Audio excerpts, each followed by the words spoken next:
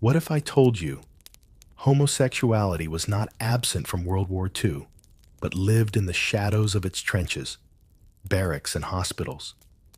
The war was fought with tanks, planes, and bombs, but also with silence as soldiers and nurses who loved the wrong way risked exposure, punishment, or worse. Yet letters survive describing hidden romances. Diaries speak of forbidden nights in barracks. Even intelligence files record cases of men and women accused of inappropriate relations. So were these stories rare or more common than history admits? Did homosexuality weaken armies as commanders feared? Or did secret bonds give strength when survival depended on trust? The evidence leaves us with more questions than answers. What do you think, a hidden weakness or a hidden strength? Share in the comments and let me know the time you're watching. And if you want history's most untold truths, subscribing is your choice. But the next revelations only go deeper. The movies show you marching boots, roaring tanks, flags snapping in the wind. But they don't show you what happened in the quiet moments when the spotlight of history turned away.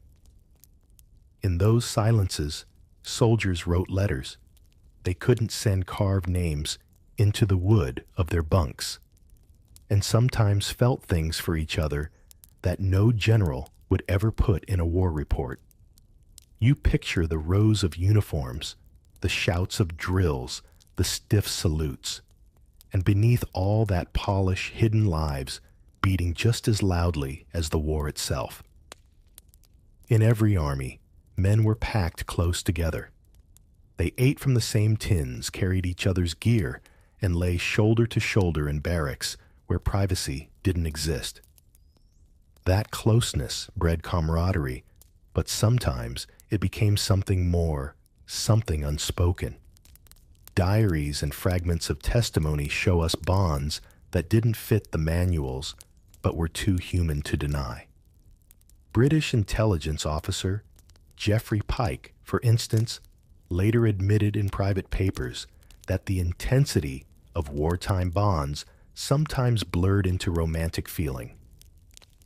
American poet Robert Duncan, drafted during the war, was dismissed once his homosexuality became known, his uniform taken away, but his story preserved in letters. These aren't rumors. They're pieces of evidence that beneath the thunder of war, desire still found space. The contradiction was sharp. Official rules treated homosexuality as a crime or weakness, punishable by discharge, prison, or worse. Yet military life itself, marching, bunking, surviving together, created environments where closeness was unavoidable. You can imagine the irony. The same institutions demanding loyalty also outlawed the forms of loyalty that grew deepest in secret. Picture a damp barracks at night. Rain hits the roof. The stoves burn low. Blankets barely cover shoulders. You lean against the man beside you for warmth, and maybe a laugh slips out in the dark. It doesn't take much for that comfort to feel like more. What name would you give it if naming it might cost you everything? Officers worried about discipline, about maintaining toughness and control. Yet one U.S. Army psychiatrist later admitted that such relationships were far more common than the public will ever know. That sentence alone hints at how wide the gap was between what the rulebook said and what life in the barracks looked like. And that's the reality often missing when we think of WWII in black and white photos. Those soldiers weren't marble heroes. They were flesh and blood people, lonely, frightened, craving warmth. Sometimes, the only place they found it was in each other. You duck inside a long wooden barracks, the kind where bunks are stacked 3 high, and every smell, sweat, leather, damp wool hangs in the air. Privacy doesn't exist here. Dozens of men, share the same space boots clattering on the floorboards, snores echoing in chorus. And when you live like this shoulder to shoulder, day and night, the line between friendship and something more doesn't stay sharp for long. Soldiers wrote later about how bonds formed quickly in these cramped quarters. A man might share his rations, patch up your torn uniform, or help carry your pack when exhaustion hit. Acts like these built trust, and trust in wartime felt electric. For some, it slipped quietly into affection. One U.S. veteran recalled decades later that you had your buddy, and sometimes your buddy was everything. He didn't say more, but maybe he didn't need to. It wasn't just America. British, German, and Soviet soldiers all lived in conditions that forced closeness.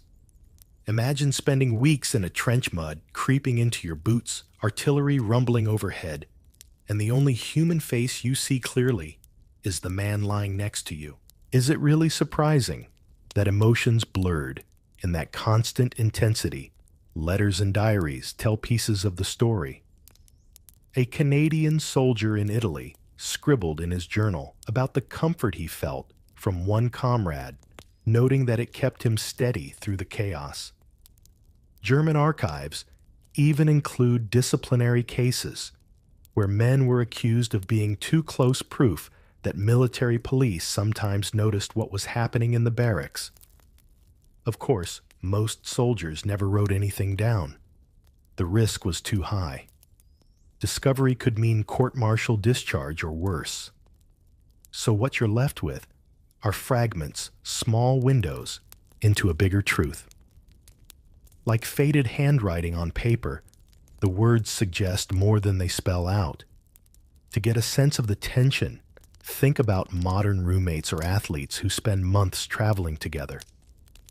Even without war, people living in close quarters develop bonds that outsiders may never fully understand. Now, multiply that by fear of death, separation from home, and the constant noise of battle. That intensity forged connections stronger than normal peacetime friendships. And yet, because armies demanded silence, those bonds often remained unnamed. Soldiers might tease, might joke, might hint, but rarely would they say outright what was happening. The barracks became both the place where closeness flourished and the place where it had to stay hidden. You look around that crowded wooden room, helmets hanging from pegs, rifles leaning against the walls, men writing letters by candlelight. The scene looks ordinary, but beneath the surface, unspoken stories ripple everywhere. You step outside the barracks and notice something subtle in the way soldiers talk. Not the shouted commands of officers or the booming songs of marching columns, but the quiet language that slipped between men who shared a secret. In an environment where being discovered could ruin you, words became shields and signals. Queer soldiers learned to navigate conversation with layers.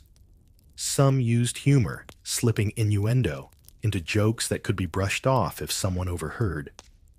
Others leaned on code words, phrases that seemed ordinary, but carried hidden meaning for those in the know. In the U.S. and Britain slang, like friend of Dorothy, would later become common. But during the war, men often invented their own signals, inside units adjusting them as quickly as the military moved them from one front to another. Gestures worked too. A glance held a second too long, a hand brushing against another in the dark, or even the simple act of sharing a cigarette could signal interest. Imagine the courage it took to make that move, knowing that if you misjudged, you risked ridicule or punishment. One veteran interviewed decades after the war remembered how just sitting slightly closer than necessary could be a gamble, and sometimes the gamble paid off. In cities, things grew more elaborate. Soldiers on leave often sought hidden bars or cafes where coded conversations were the only way to blend in. A well-placed comment about theater art, or even a line from a poem, could open doors. Some servicemen learned quickly which places had reputations for being safe, and once inside, the atmosphere shifted. Uniforms and ranks didn't matter as much. What mattered was finding someone who understood. And then there were letters. Soldiers wrote constantly back home, to family, to friends. For queer soldiers, the challenge was how to express longing without saying too much. Some used poetry cloaking desire in metaphors about stars, seas, or waiting. Others used initials, nicknames, or left whole phrases deliberately vague. When you read those letters now, you can sense the double-layer tender words disguised as simple camaraderie. It's a reminder of how language adapts under pressure. Think of how today people invent emojis, memes, or abbreviations that carry meanings outsiders miss. The principle was the same in 1940s. Army's survival depended on creativity. Standing in the chill of a wartime street, you can almost hear the coded chatter, casual on the surface, alive with hidden meaning underneath. Those words didn't just carry secrets, they carried connection, the lifeline queer soldiers needed in a world that demanded silence. What if I told you that in the middle of bullets flying and shells exploding, some soldiers carried not just rifles, but quiet feelings that frightened them more than enemy fire? On the front lines, longing never disappeared. It marched right alongside fear, loyalty, and hunger. You picture yourself knee-deep in mud, the ground shaking with artillery, and next to you, the only person keeping you steady is the same one you've been sharing cigarettes and secrets with for weeks. Frontline life was brutal. Hours of silence broken by sudden chaos, endless waiting punctuated by sheer terror. In that space, affection became a survival tool. Soldiers leaned on each other, not just physically, but emotionally. A letter from home might lift your spirit, but the squeeze of a hand right there in the trench did even more. Veterans later admitted that the war zone stripped away the usual masks. What mattered was who you trusted, and trust often blurred into something deeper. There are scattered accounts that capture it. An American medic described how the bond with his comrade gave him the strength to carry wounded men under fire. He never called it romance, but when he wrote about how he couldn't bear to lose him, the emotion was clear. A German soldier's diary, found after the war, mentioned how the only comfort in the freezing Russian winter was lying back to back with another man, each guarding the other's warmth and sanity. These stories weren't headlines, but they were lived reality. Fear always hovered. The fear of being shelled, yes, but also the fear of discovery. Armies drilled discipline, hard same-sex intimacy could mean prison or discharge. So moments of tenderness were often stolen. One's a whispered word in the dark, a shared blanket, a letter passed carefully hand to hand. You can almost feel the tension, the heart racing not just from the battlefield, but from the risk of being seen. And yet, those same risks made the bonds even sharper. Imagine knowing every dawn could be your last. Wouldn't that push you to cling harder to the person beside you? In a strange way, the war intensified everything. Friendships became lifelines. Gestures became declarations and affection, though unspoken, became as vital as ammunition. Think of it like modern firefighters or rescue workers who form unbreakable bonds after facing danger together.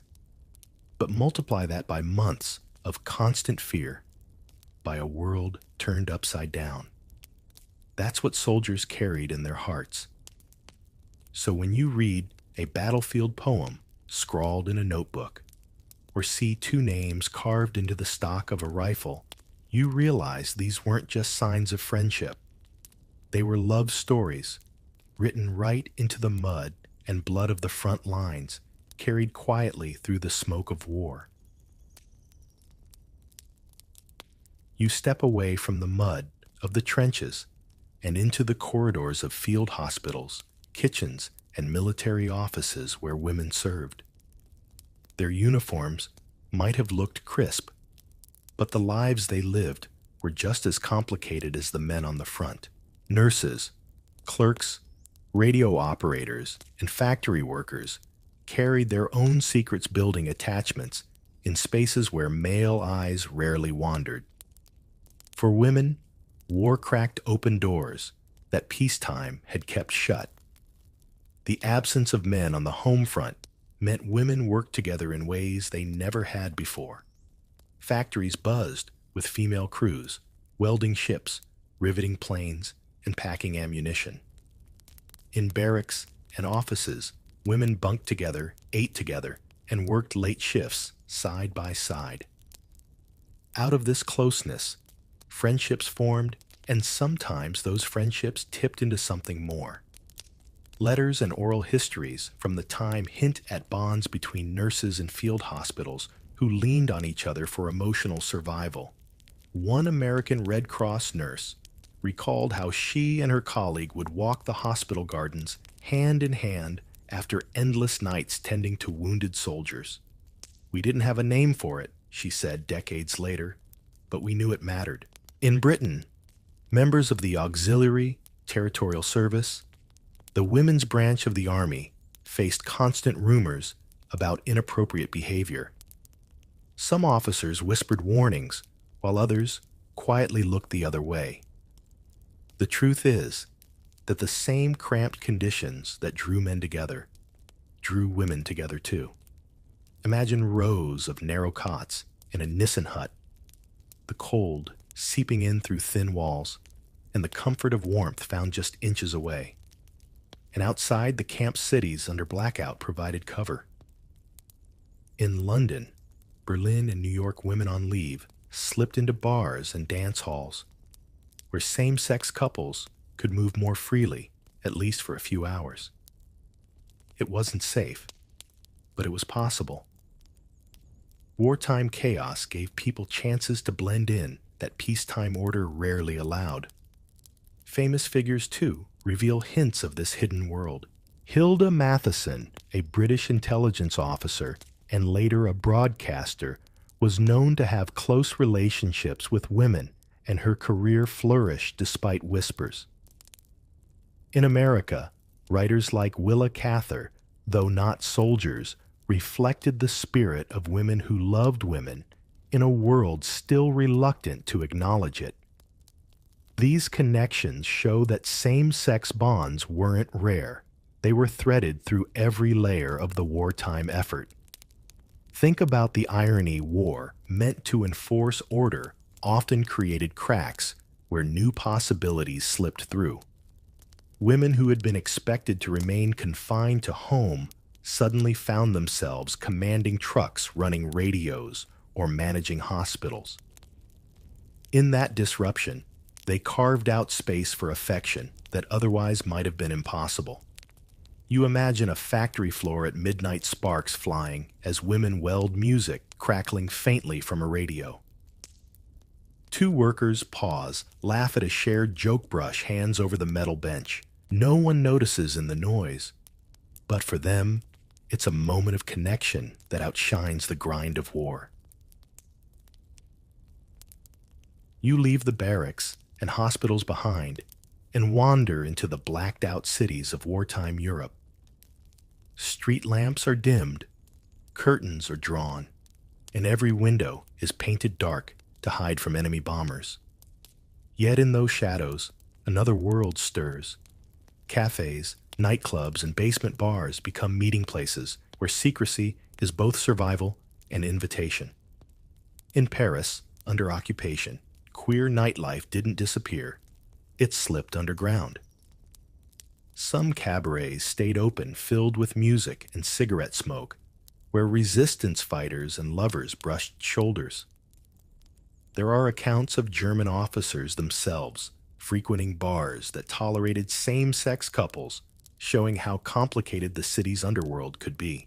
Imagine the tension. One table whispers, plans to sabotage a railway, while across the room, two women dance slowly under flickering lights, hoping no one pays too much attention. Berlin, too, carried remnants of its once thriving queer culture. Before the Nazis, it had been one of the most open cities in the world for LGBTQ+ life. Even during the war, hidden clubs survived, doors opening only to those who knew the right knock. Survivors later remembered how dangerous it was, yet also how vital to know you weren't alone to see others like yourself, even if only for a stolen night. London had its own corners. Blackout gave cover to couples who might otherwise draw stares. In Soho, some pubs became known as safe spots, and American GIs on leave sometimes stumbled into them, finding a scene both strange and strangely familiar. One British veteran later recalled with a chuckle that the Yanks weren't just bringing nylons and chocolate. Even in New York, far from the battlefront, the wartime boom swelled the city with sailors, soldiers, and workers. Greenwich Village and Harlem bars, filled with uniforms, some carrying secrets they dared not voice outside those walls. For many, these nights were the first time they experienced freedom, even if it lasted only until the morning reveille. Think of how odd it must have felt by day. Total discipline, orders barked, roles fixed. By night, music, laughter, and the thrill of slipping off the mask.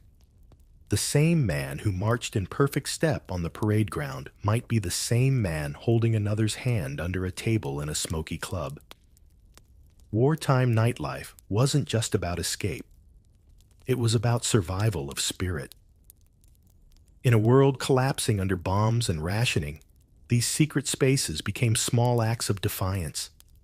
They said even in the darkest blackout, people would still find a way to love.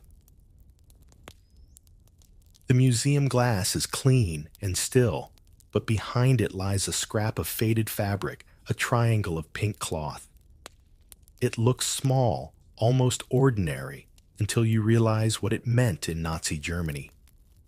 That patch, stitched onto the prison uniforms of men accused of homosexuality, was not decoration. It was branding, humiliation, and often a death sentence. The Nazis didn't invent laws against same-sex relationships. Paragraph 175 had already criminalized homosexuality in Germany since the 19th century. But under Hitler, it became sharper, harsher, more aggressively enforced. Tens of thousands of men were arrested. Some were sent to regular prisons, others to concentration camps, where the pink triangle marked them out for isolation and abuse. In camps like Dachau, Sachsenhausen, and Buchenwald, men wearing the pink triangle often received the hardest labor and the worst rations. Guards treated them with open contempt, and even fellow prisoners sometimes shunned them. Yet in the middle of that cruelty, bonds still formed. Survivors later recalled how a stolen glance, a whispered word, or a crust of bread shared in secret could feel like an act of resistance. One of the most haunting testimonies comes from Pierre Seal, a French teenager arrested after being identified at a gathering spot known for queer men.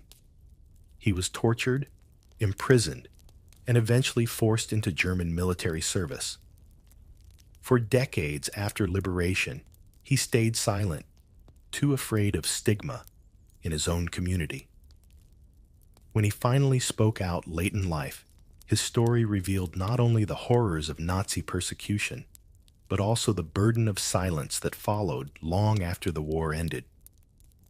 Women faced danger too, though the records are murkier.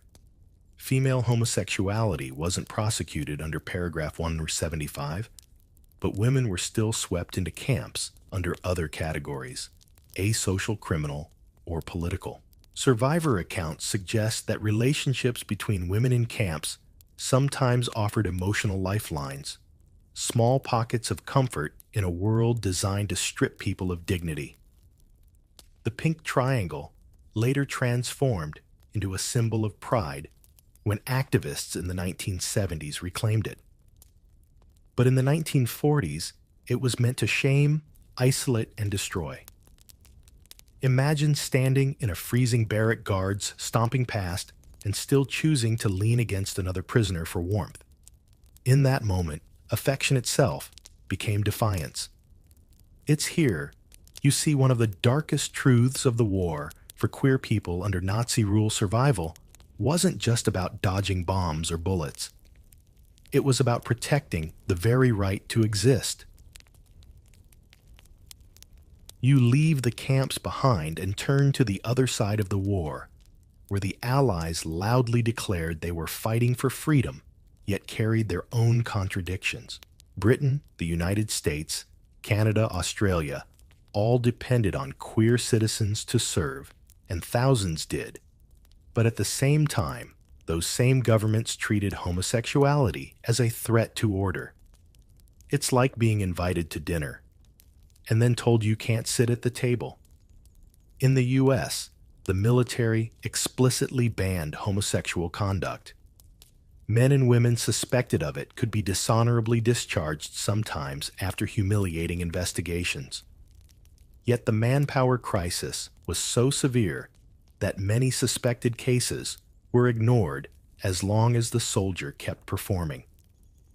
Historians have found records of officers who quietly looked the other way because they couldn't afford to lose skilled code breakers, nurses, or mechanics. The war needed everyone, even those the law disapproved of. Britain was no different. Homosexuality remained illegal under civilian law, and service members caught in relationships faced court-martial.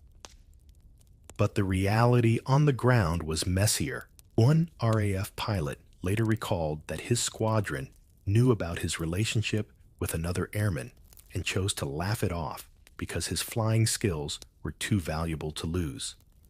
In other words, skill trumped stigma, at least until the war ended. Women faced another layer of contradiction. Members of Britain's Auxiliary Territorial Service, or America's Women's Army Corps, often became targets of rumor. Newspapers hinted that female barracks were hotbeds of inappropriate behavior. Commanders worried about discipline, but oral histories reveal many women ignored the whispers and carried on forming bonds that gave them strength through the long years.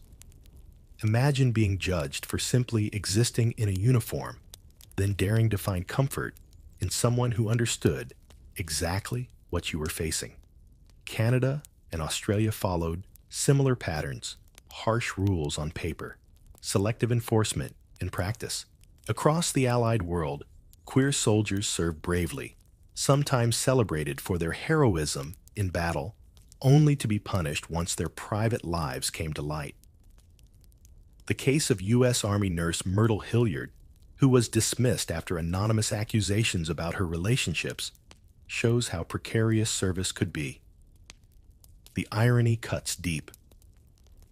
Allies claimed to be defending liberty against tyranny, but for queer citizens, liberty was conditional, always shadowed by fear of exposure. Still, many chose to serve anyway, believing in the larger cause, or simply knowing that their country needed them. Their loyalty wasn't to governments that condemned them, but to comrades standing beside them.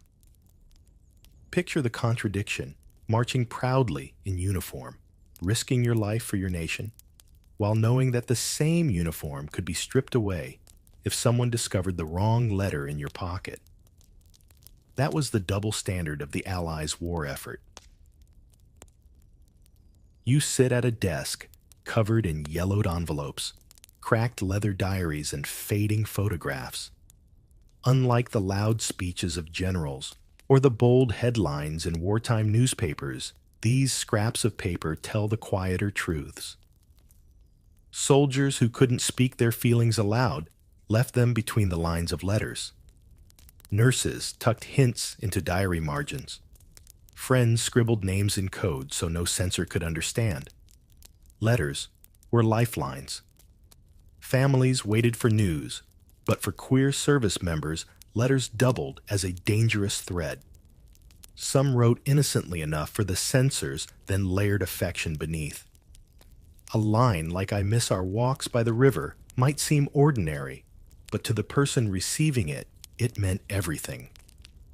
A few brave souls pushed further writing with such tenderness that even decades later reading them makes your heart stop. One British soldier ended a note simply, "Forever yours, though no one must know."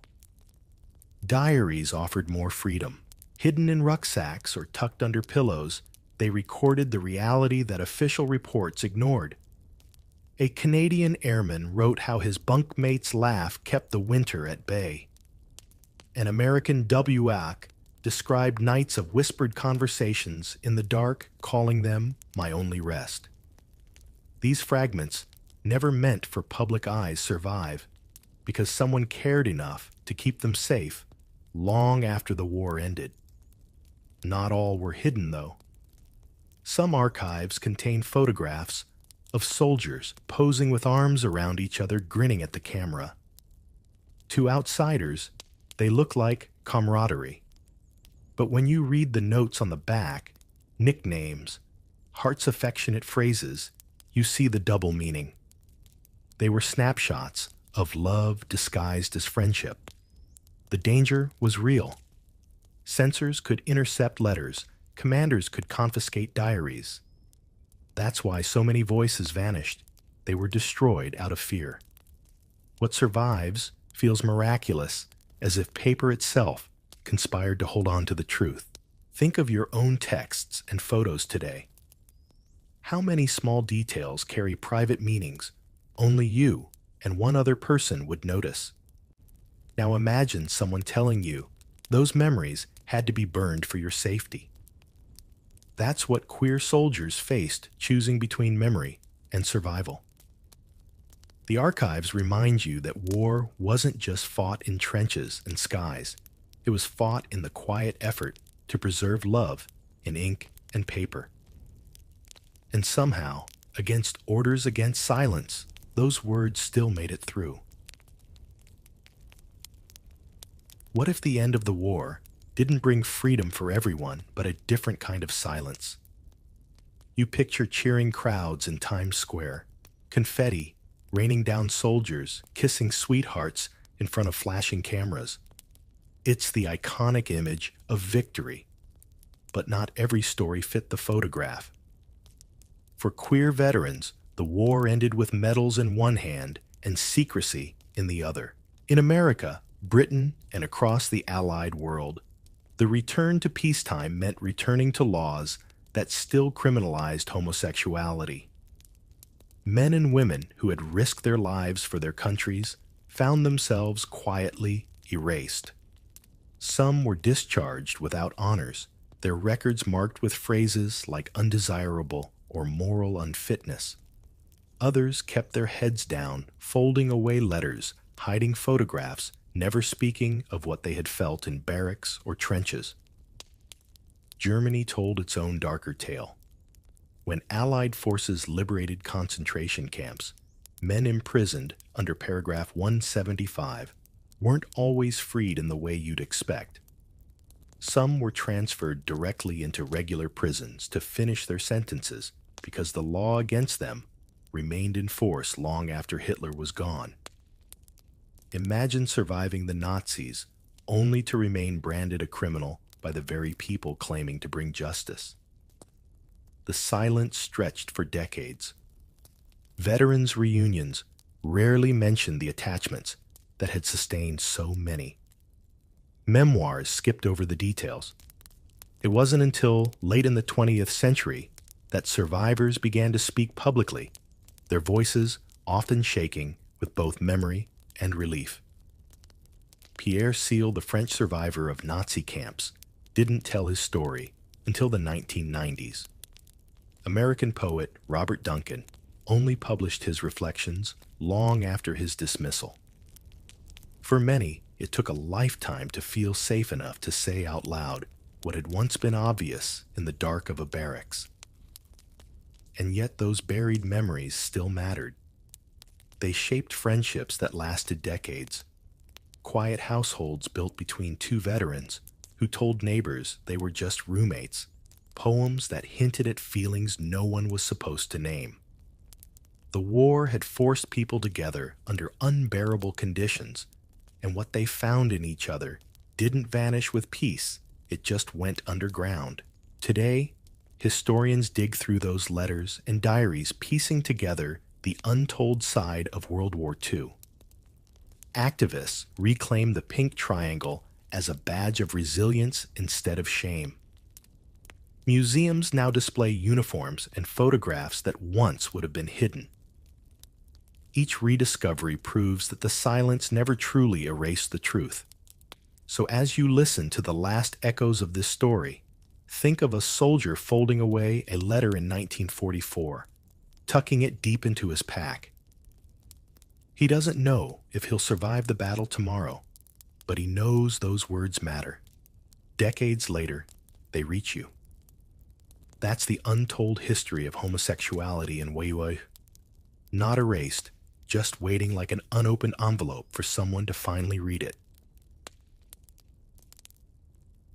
Behind the tanks and victory parades, WWII also carried hidden stories of queer soldiers, men carving affection into barracks, life women forming secret bonds in hospitals and factories, and prisoners branded with pink triangles who suffered in silence.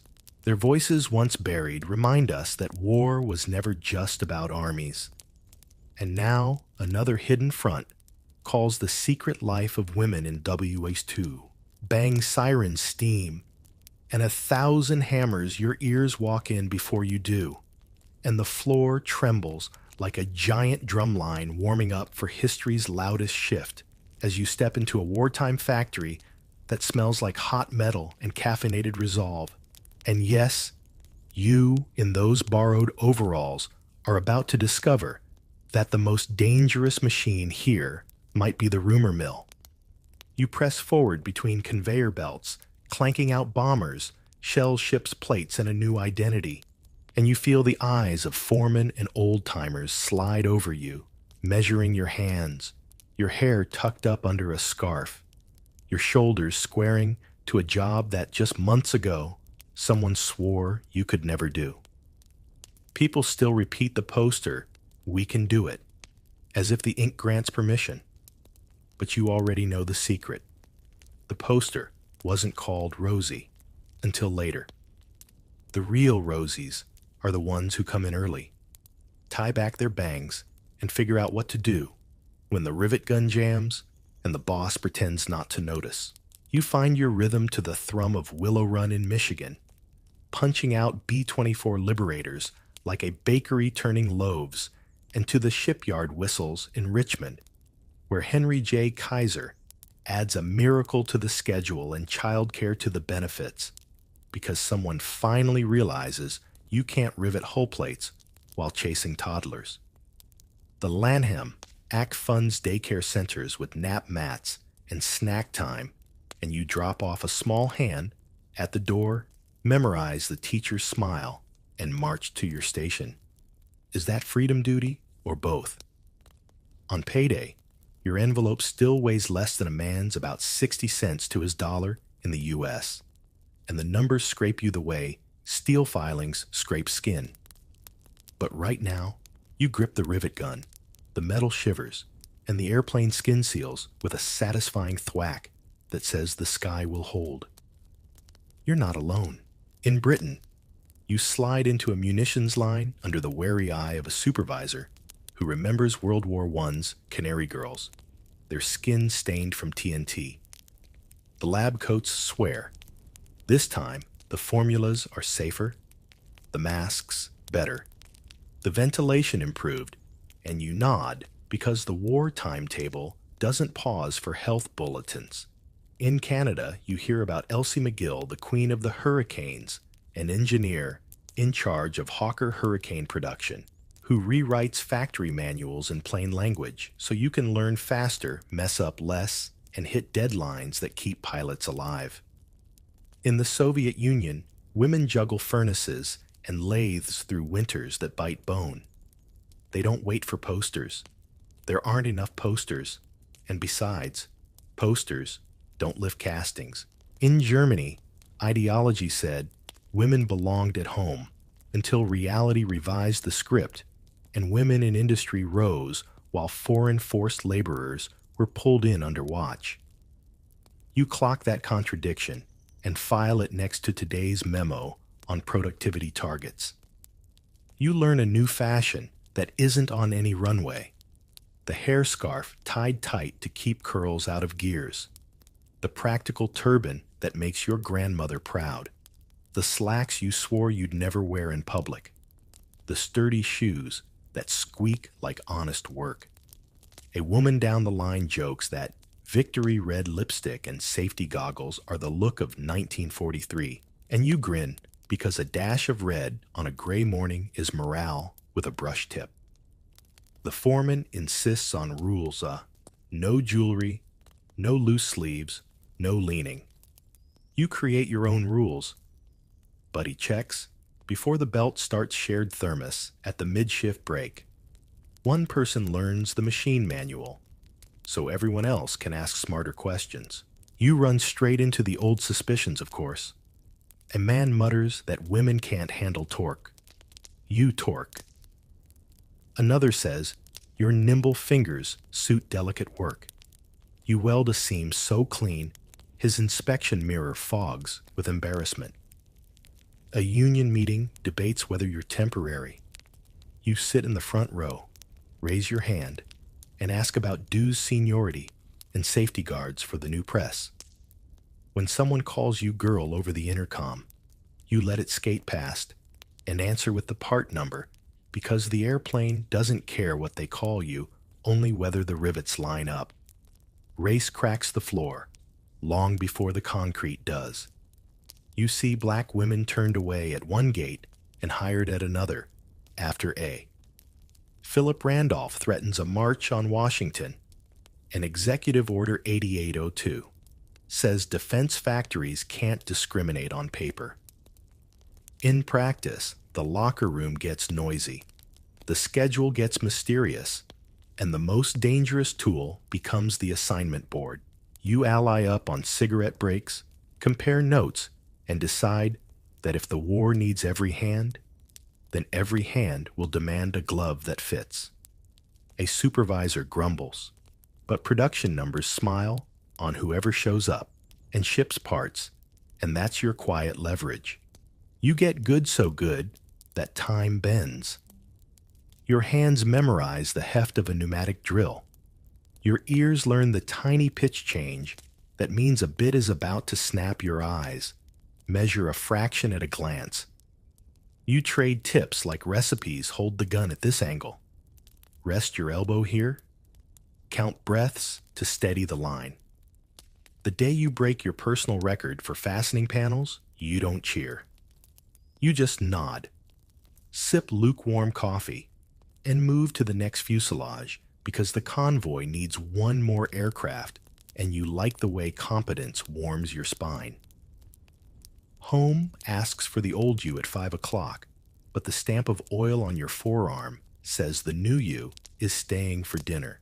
You flip ration coupons like playing cards, turn carrots into victory cake, and learn to change a fuse with one hand while calming a child with the other.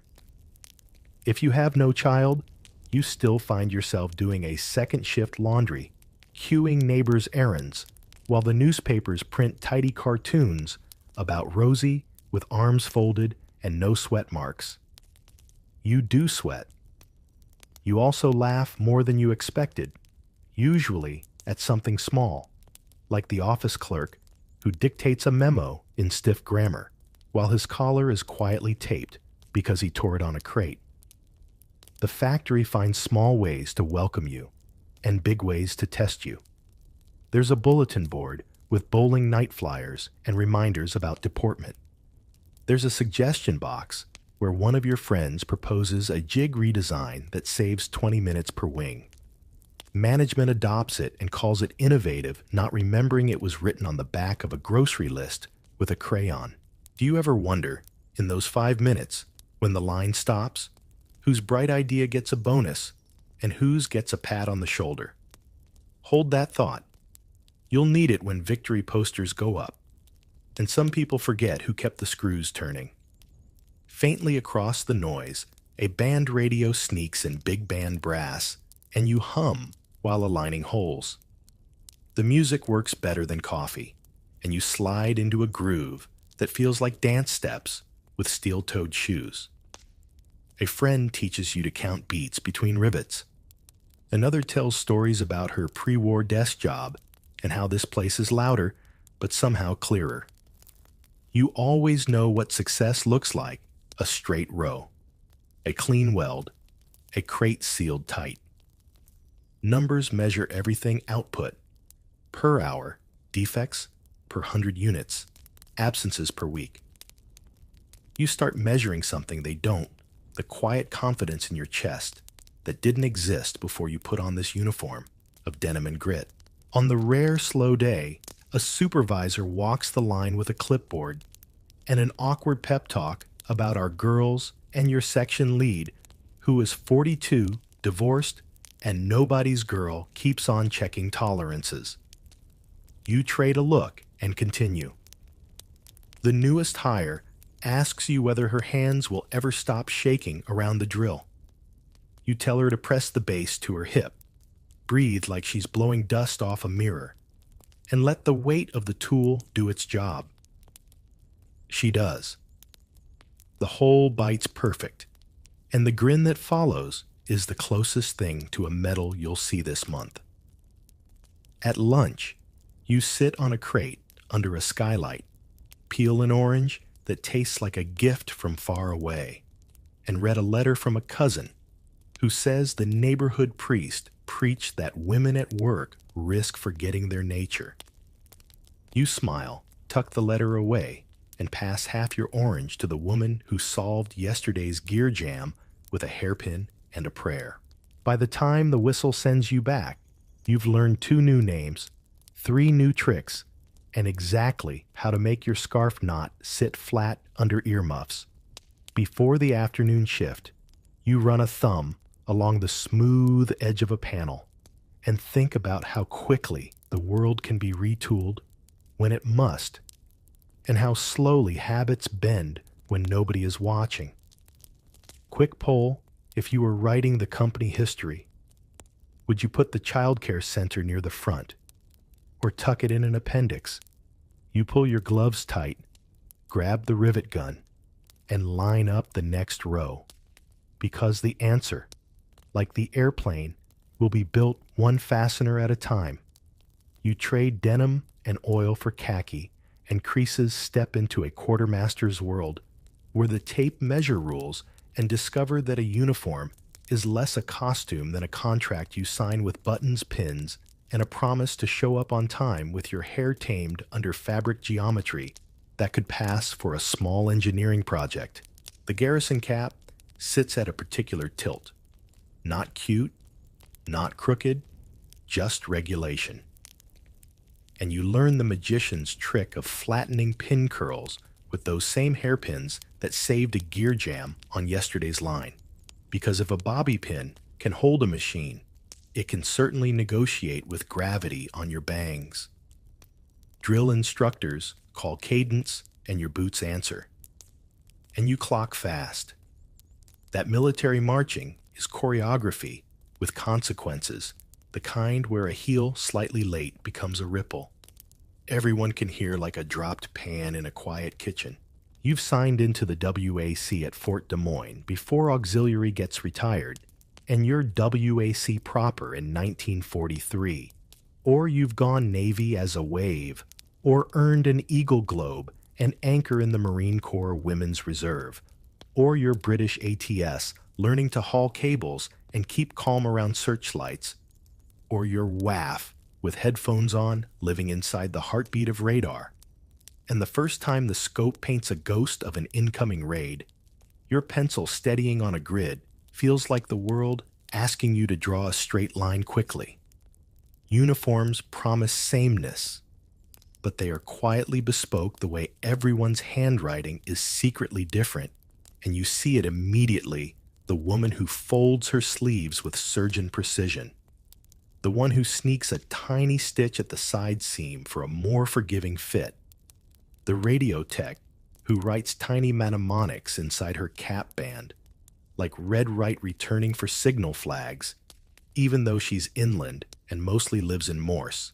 Secret codes bloom everywhere, not just the kind that clack across keys. There's the sleeve tug that means switch me to the handset, the pencil tap that means you missed a digit, the shared grimace that says the lieutenant will ask for that report twice.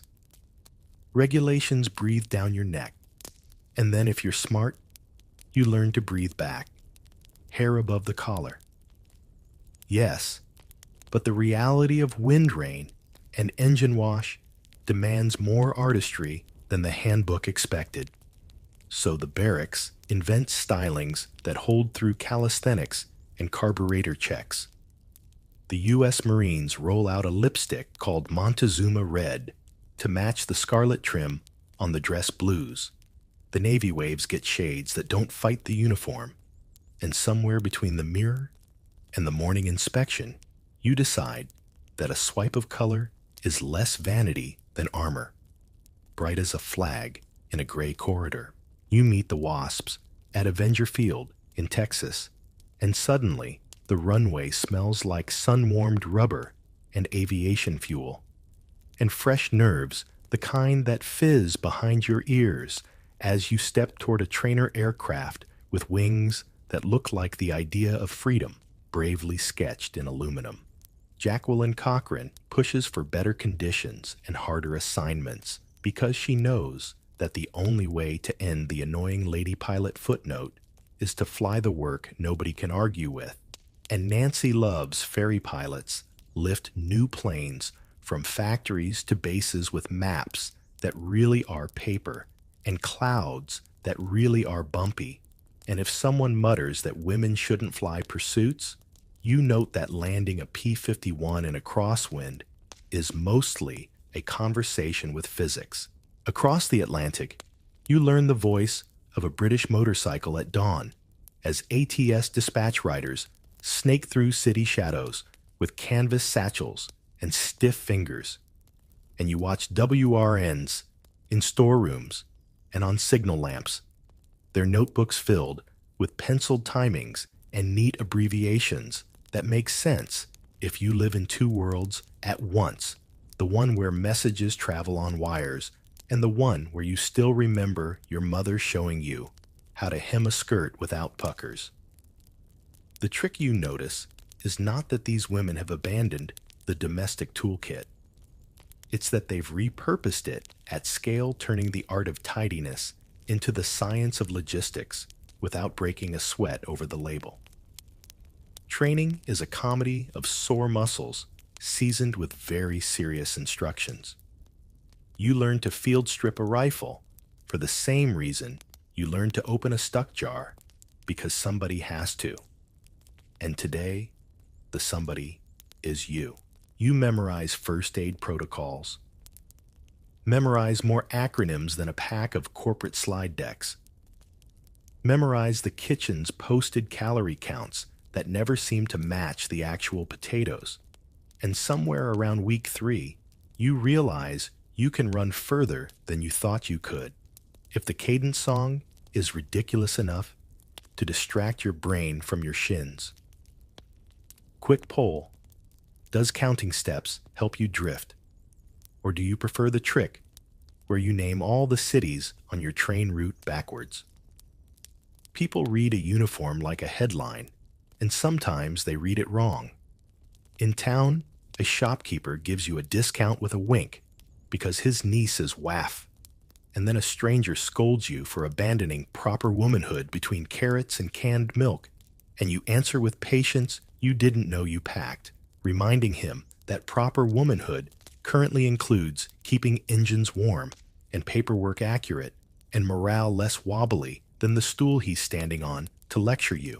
Back on base, a captain thanks your team for fixing the generator. Later, another officer asks whether you girls need help carrying ledgers, and you let the ledger thump the desk to demonstrate the physics of assumptions.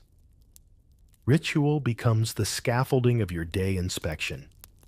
Mail call mess duty, the particular hush that falls in a barracks just before lights out, when dozens of bodies agree to be quiet together. Sleep arrives tidy and leaves scattered, and you discover the nocturnal language of blankets, sliding coughs politely swallowed and whispers short enough to dodge a sergeant's ears. Someone always has a contraband tea bag. Someone has a sewing kit. Someone can coax a stuck drawer. Someone knows every verse of a marching song. And these, too, are codes you decode as you settle into a new version of home, where your footlocker becomes a tiny kingdom with a lock and a folded photograph in the lid. Work tells you who trusts you. In mixed anti-aircraft batteries, you watch British women calculate firing solutions faster than the metal can cool their chalkboards, filling with trajectories, while searchlights carve the sky. In U.S. Signal Corps units, you handle switchboards like pipe organs, all chords and timing connecting voices under pressure, and cutting through static with the same calm you use to untangle a necklace knot. In quartermaster depots, ledger entries march with a clarity your last office job never required, because here a miscount doesn't cost a paperclip. It costs a delivery window. Tiny rebellions carry you through the parts of service no recruitment poster mentioned. A patient swap of duty days so a friend can sneak to a base wedding. A pair of wool socks discreetly traded to a mechanic who can find you a better fitting cap. A hand-lettered sign taped inside a locker, hydrate then gripe. You're not breaking the system. You're sanding down its splinters so people can hold it longer without bleeding. And if that sounds like housework, it is only with more acronyms and fewer potlucks. Your body learns new math. You can lift a crate to waist height without holding your breath. You can climb onto a wing root without thinking about skirts, because the uniform has solved that for you. You can make a bed tight enough to bounce a coin, even when your hands are cold, because the sergeant's coin bounce ritual is weirdly satisfying in the way a perfect spreadsheet is satisfying today. You stop apologizing for taking the lane on the barracks stairs. You start apologizing for underestimating yourself last month, which is a nicer apology to carry around. If you're in the Soviet Union, you watch women fly night harassment missions in PO-2 biplanes, the Germans nickname night witches. Their fabric wings whispering over the lines as they cut engines and glide in with the kind of nerve that readers decades later will label legendary, while you recall that mostly it was cold fingers, dark fields, and a map you could feel with your teeth when you bit it to keep from losing it. The plane lands because you coax it to, and the ground crew is mostly you as well, tightening wires, checking plugs, making the old airframe a partner instead of a prop. There's a code you keep that isn't on any chart, the one that says you will claim your competence out loud when a superior forgets your rank, that you will nudge a quieter woman to speak first in a briefing, that you will annotate a manual when the official language gets foggy, because clarity under pressure might not look heroic on a poster, but it looks heroic at 02 or 0 when the generator hiccups. Remember the suggestion box in the factory that ate good ideas and burped a memo. Here, you sometimes get the satisfaction of watching a note become a standing order if it saves time or avoids scraped knuckles. On inspection day, the world narrows to lint and line. and your hands smooth fabric, while your brain recites checklists that sound like lullabies once you've lived in them long enough. The captain's shoes click down the row. The clipboard ticks, and your heart taps a tempo that is not exactly fear and not exactly boredom. More like the sharp awareness of being seen by a system that can't fully see you, yet the way a map can outline a city without knowing the names people whisper to their corners and cupboards. Somewhere, a trumpet practices 3 notes. Somewhere, a typewriter stutters. Somewhere, a message arrives in code that you decode with a smile because it's from your friend on night duty, and it says only tea. You follow the smell of antiseptic and strong tea into a tent that flaps like a nervous lung. And the first thing you learn about nursing in wartime is that the clock here doesn't tick so much as pant, a quick and out rhythm, timed to stretchers that arrive with mud whispers and the kind of eye contact people make when they've run out of sturdy words. You adjust the lamp check, the tray, and rehearse the dance glove, swab tape, reassure move. Field hospitals look nothing like the crisp posters. They're more like organized weather fronts and currents, warm zones near stoves. Cold drafts by the canvas seams, thunder in the distance that could be artillery or your own pulse. Your hands memorize procedures faster than your mind can narrate them. Sulfa powder drifts like bitter snow onto cleaned wounds. Plasma bottles sway from improvised hooks. A syringe of morphine waits at the ready with the same quiet authority as a seasoned sergeant. Penicillin, that headline grabber, starts filtering in more reliably by 1944, and you feel the shift in your bones. The infections that used to gnaw at hope now blink and recede if you catch them early enough, and you keep a mental list of which unit's supply officers are good at bargaining, so you can trade for another vial with the diplomacy of a street market. If logistics is a language you're fluent by week 2, triage becomes your compass because there's no other way to steer. You move the truly urgent to the front with a grip that says, here now, you bundle the stable for later, like delicate packages you promise to return to, and you learn to see past noise, past blood, past the guilt that sneaks in when someone calls sister from the wrong pile, and you have to keep moving. British QAIMNs, nurses fold their cap veils with practiced calm. American Army nurses tighten their white bands until they feel like vows.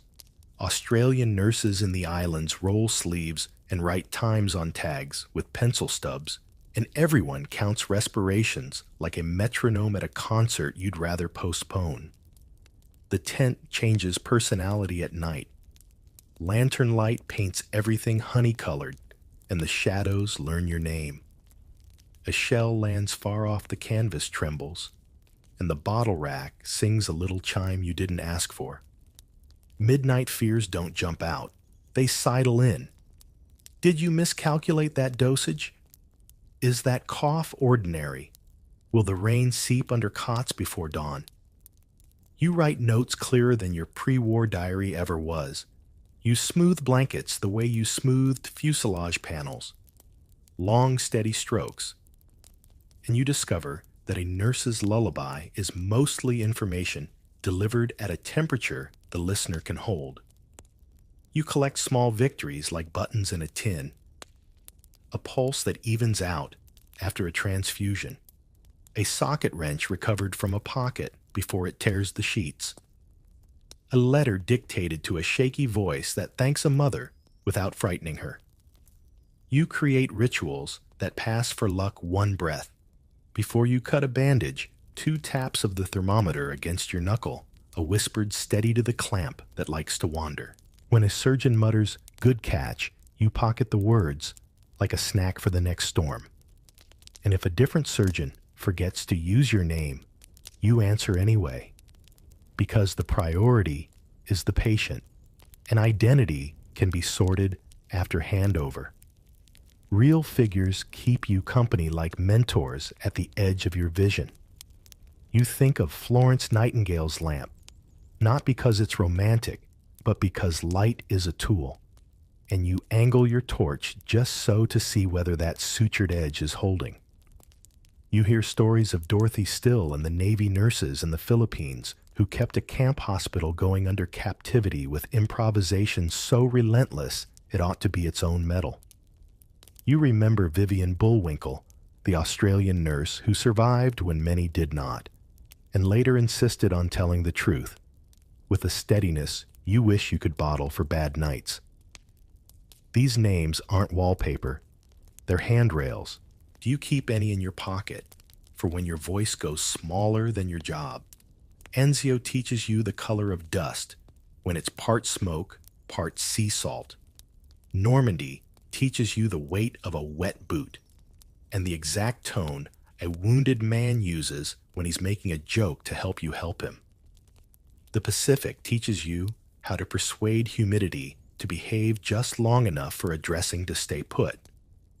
In North Africa, sand sneaks into tape, into tea, into the pages of your pocket notebook, where your tidy writing begins to slant with fatigue and resolve. On hospital ships, you learn the choreography of swaying corridors and how to brace a tray with a hip so the cups don't skate. None of it is glamorous. All of it is precise. You police your own voice for warmth and speed. Too soft, and it floats away. Too brisk, and it bruises. You develop a tone like a good radio, clear low, a little smile tucked in, because reassurance is part medication, and humor skillfully used isn't disrespect. It's scaffolding. This will sting, you say, because honesty scales better than promises. Tell me about your dog, you suggest, because a sentence that begins in a backyard can sometimes walk a person through pain better than any marching song. Somewhere in there, you remember to drink water, though never as much as every manual recommends. Paperwork follows you the way a shadow follows a lamp. Charts tags, supply counts the math of blood, and bottles, your pencil becomes a conductor's baton for an orchestra that mustn't miss a beat. You file, you sign, you correct a transcription, because a 1 mistaken for a 7 can write the wrong story into a vial. Someone jokes that you could run a department store with this skill set. You correct them gently in a department store socks aren't on the line. Then you add with the bedside humor that saves your edges that you'd still color code the socks. Quiet camaraderie knits the ward tighter than stitches. There's the orderly, who can lift without jostling. The pharmacist's mate, who always has gauze at the exact moment you run out. The surgeon, who says thank you like it costs nothing. The driver, who brings stretchers in with a warning shout that lets your hands prepare. Among nurses, friendship is partly logistics. You swap nights so someone can nap. You share the last good pair of scissors. You teach the new recruit the trick with the tape that keeps IV lines from tugging when a patient turns. You don't talk about fear much. You talk about tea. The tea is, of course, about fear. Sometimes the front door opens on history running. During the Battle of the Bulge, the air bites and you bite back double gloving because the cold turns fingertips clumsy. During air raids in London, blackout curtains make every ward feel like a secret, and you escort cots into corridors, while sirens curl along your spine like a borrowed tale. In the Philippines, tropical nights wrap the ward in a velvet heat, and you count breaths, while the frogs outside compete with the generator for volume. Does your mind ever flit to modern analogies, project management crisis, communications? Those TED-ish phrases about staying calm. You smile privately at that. Calm is a verb here, not a state. Faith for some becomes a quiet pocket you touch without fuss. A small cross, tucked in a blouse, a folded prayer, on a card, a habit of checking the sky at dawn, because you have convinced yourself that a certain pink means fewer admissions. Others lay their steadiness on routine alone, a bed made with hospital corners, a tray reset between cases to the exact same layout, a whispered checklist at the start of each hour that goes, tools, temps, tubes, tea. Whatever your ballast, you keep it invisible like good makeup under a gas mask there if needed, not the point of the outfit. You keep learning. You learn to hear a bad fever before the thermometer proves it. You learn to change a dressing with one hand when the other is occupied, with a grip that says, "Stay with me." You learn to spot the jitter in a smile that means pain's about to spike, and to preempt it with a measured dose rather than waiting nobly for drama. You learn that some people need the story of their scar narrated back to them to begin folding it into their life, and you do it with a steadiness that makes narrative feel like a medical device. Occasionally, you get a letter back from someone who made it home. The handwriting looks less wobbly, the ink less smudged, and the dog you asked about is apparently still stealing socks. The letter thanks the nurse with the quiet laugh, and you suspect it's you, though half your ward has quiet laughs, because volume control is a survival tactic after midnight. You tuck the letter in your kit, not to gloat, but to remember that the spreadsheets of survival, numbers of lives saved, percentages of infections reduced, are built one thank you at a time, one temperature that moved in the right direction. And then the door flaps open again, and another stretcher arrives with boots. You wipe a jacket, you fold a face that looks at you like you might be the first calm thing they've seen today. You are not a poster, and you are not a slogan. You are the steady in the storm, the precise in the blur, the voice that turns panic into steps. 1, 2, 3.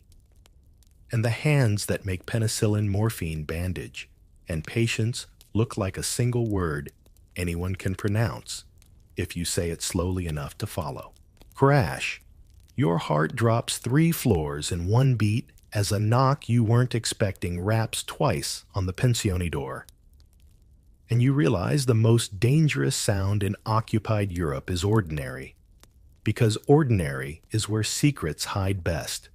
And tonight you're dressed like a woman on errands, with a basket of onions while your pockets hold paper that can topple a bridge. You smooth your skirt count to 3 open with a bored expression you practiced in a cracked mirror. And the first lesson of espionage walks in on quiet shoes. You aren't James Bond. You are the coat rack. The church bell stroke the person nobody remembers until they do. Training gave you tricks and jokes that stopped being funny after week 1. You can leave no heel click on cobbles if you roll your foot like a cat. You can fold a silk map to a postage stamp.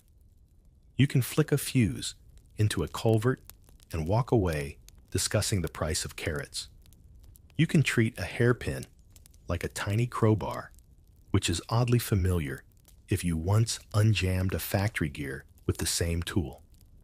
The best gadget isn't the time pencil or the plastic explosive with the innocent name. It's your face, calm, a little preoccupied, busy with groceries, and the second best is a bicycle that looks too tired to be dangerous. They taught you codes until your dreams rhymed with ciphers.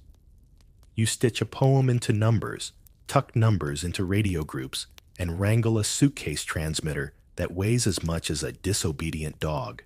If you're in Paris, your handle might be Madeline, and your name is Noor Inayat Khan, a wireless operator who keeps sending even when the net shrinks. The rooftop wires sing like laundry lines, and every tap of the key is both courage and a countdown as detection vans prowl.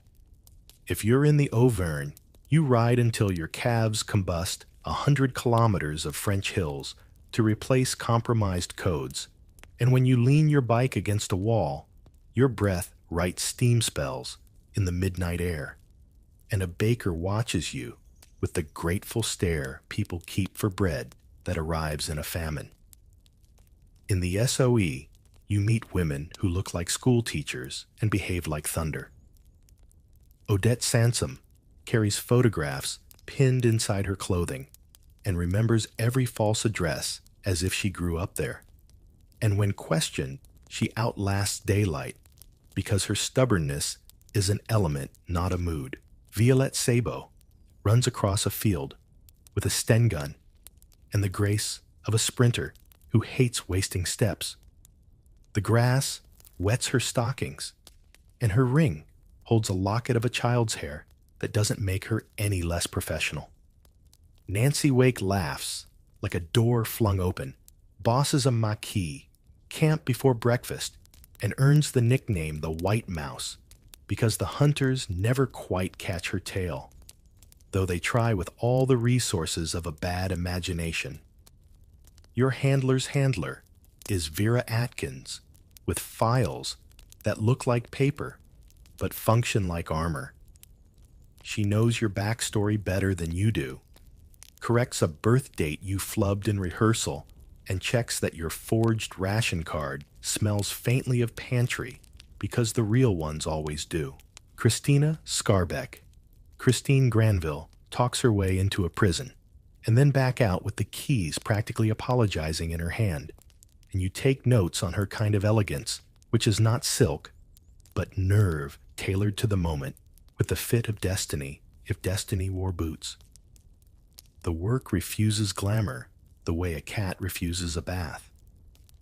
You copy train timetables at a cafe with your wrist tilted to hide the angle of your pen.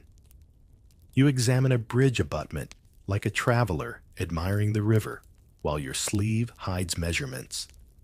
You pin a packet under a park bench, then circle back 2 hours later to confirm it walked. The most thrilling thing you do is often the plainest stand in a bread line and listen as the baker's wife mentions an unusual convoy through the valley, then ask a too casual question about flour delivery schedules to gauge whether the convoy is routine or fresh. Quick poll. Do you find the steady, ordinary mask easier than the theatrical kind, or do you prefer a character with a little glitter? Sometimes the story flips, and you're not in the field at all. You're in a room that hums like a hive where women in cardigans run the great machine of secrecy. At Bletchley Park, Joan Clark solves riddles with patience that could knit fog. WRNS. Wrens feed paper through bombs that complain in metal soprano, and you discover the daily miracle of being very young and very useful, while the world insists on calling you girls even as you tilt the chessboard of the Atlantic by teasing U-boats out of silence. You eat sandwiches at your desk, pencil tucked behind your ear eyes, doing arithmetic with frequencies, while your supervisor misplaces your surname at lunchtime. Invisible ink smells disappointingly like lemon juice milk and old habits, and you master the risk calculus of trivial tasks. How many times can you visit the same post office before the clerk gets curious? Which grocer will swear he's known you since school, if anyone asks? And which grocer is polite because he's too alert? The map you hide under your hem scratches your thigh when you walk too quickly. The microdot inside your button makes the button heavier in your imagination, which is a reminder that craft is half physics, half theater. Your cover stories taste like oatmeal, plain plausible filling, and you repeat them until even you believe you prefer oatmeal. Fear is not an event. It's a roommate. It tucks into bed beside you when trucks idle outside at midnight. It sits on the tram as a patrol boards with slow gazes and fast hands. You learn tricks to shrink it. Recite the names of mountains. Match your breathing to the tempo of your steps. Choose 3 objects in any room you could use as alibis or tools.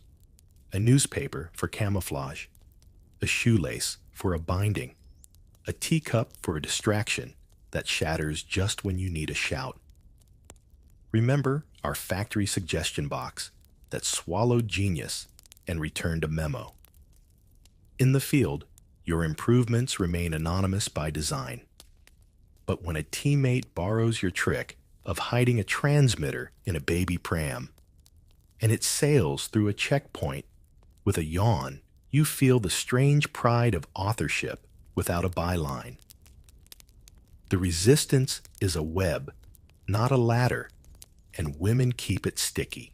Couriers, whose names stay out of books, drift through markets with messages in their hems.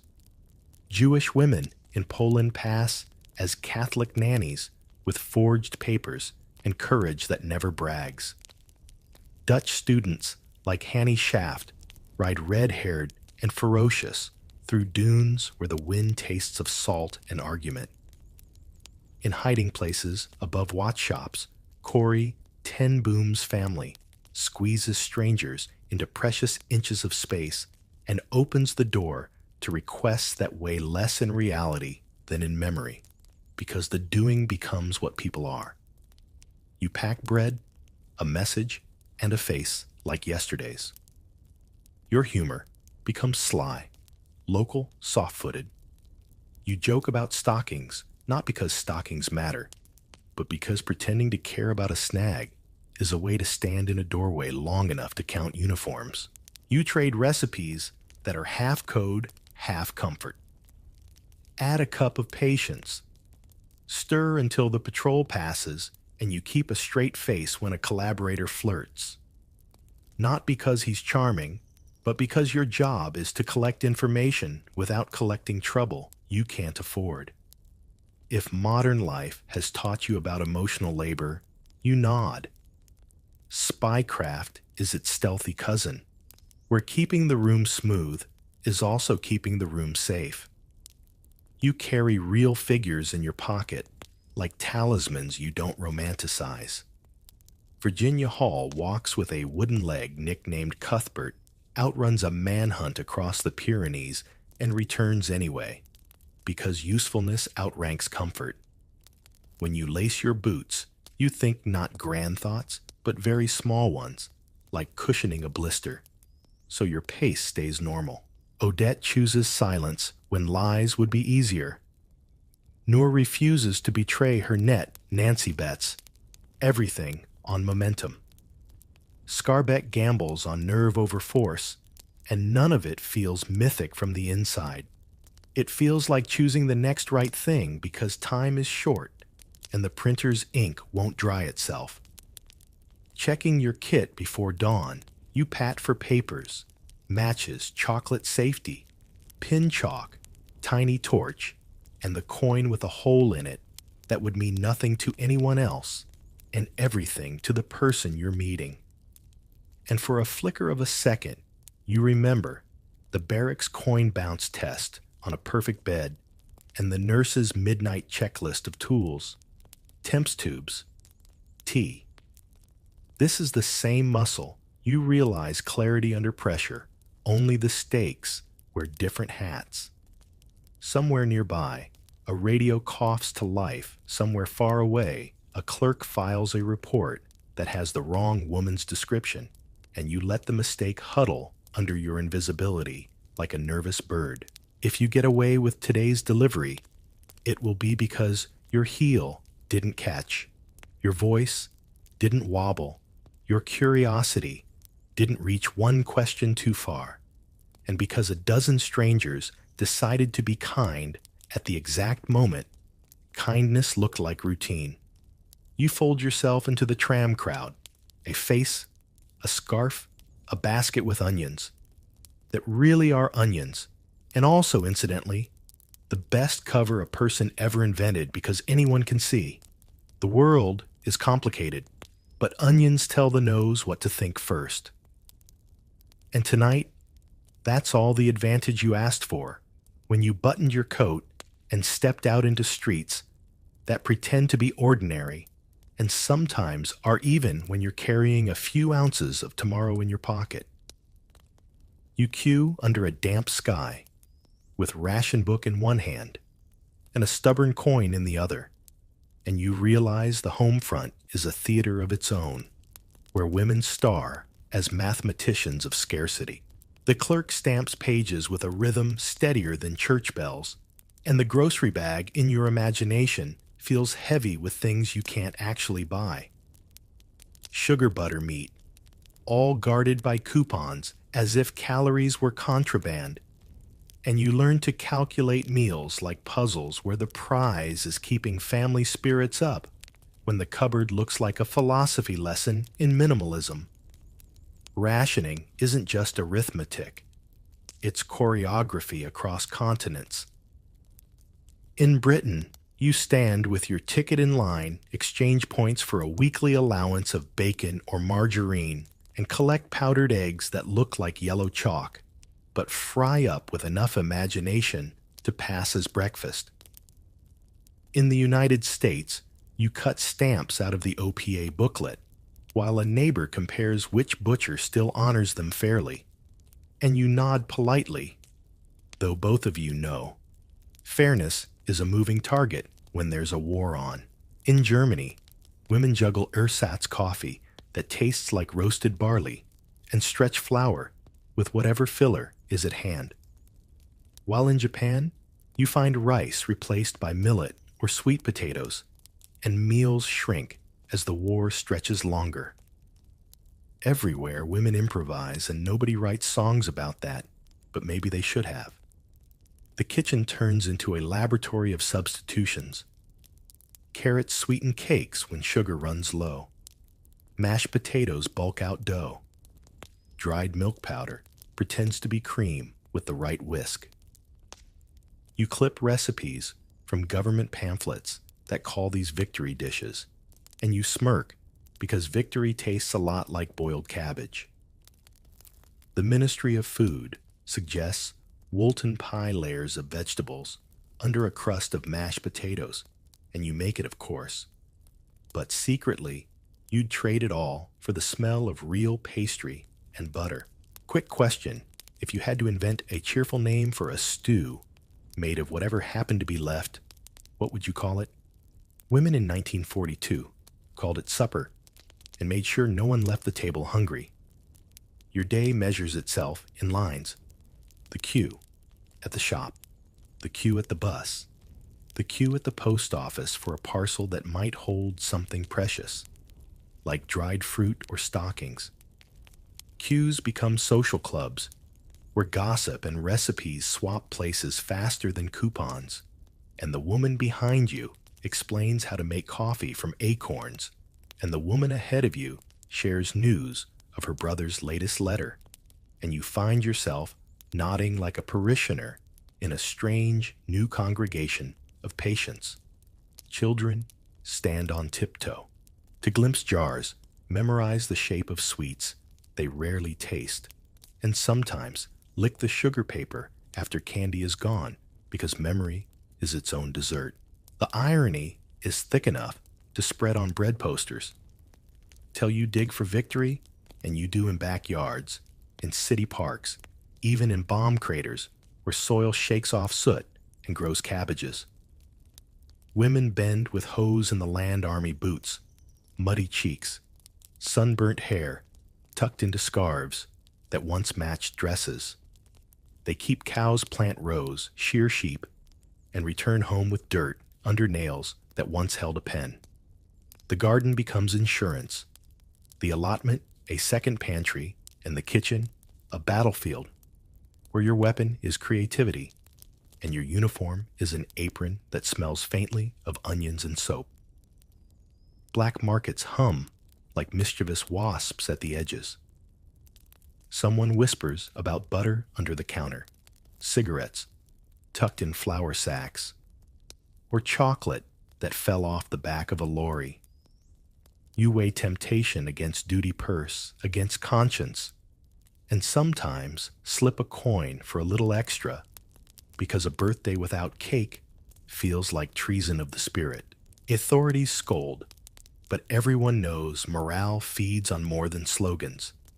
And one orange in winter can restore a child's faith in tomorrow.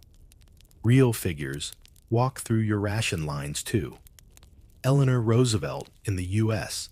plants her own victory garden on the White House lawn and urges others to do the same. Clementine Churchill speaks to the British public with a calm that tastes more filling than powdered egg. Housewives' letters fill government offices with suggestions, complaints, and ingenious hacks. One proposes stretching soap with oatmeal. Another shares how to keep bread from going stale by wrapping it in cabbage leaves. These women never make headlines, yet their voices sculpt the everyday survival manual. The work of rationing isn't just feeding, it's morale management. You set the table with care polish, the one good spoon, arrange plates, so the meal looks deliberate, not desperate. Children grow up, knowing oranges are treasure chocolate, a festival, and a Sunday roast, an event, retold like a fairy tale. When the neighbor knocks with half a loaf or a jar of jam, the gift feels like victory itself. Hospitality shrinks in size, but not in heart.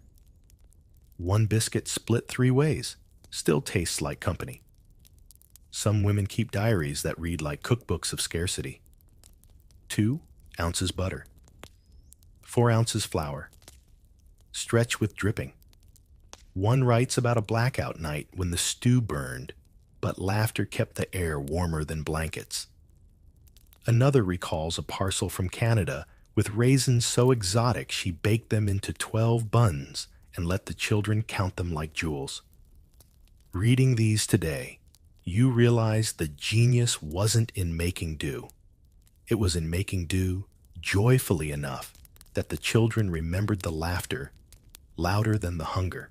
And when you wash the last dish, scrape the pot, fold the ration book back into its drawer, you wonder whether future generations will believe you that whole nations learned to treat carrots as cake gardens, as arsenals, and patience as a form of patriotism.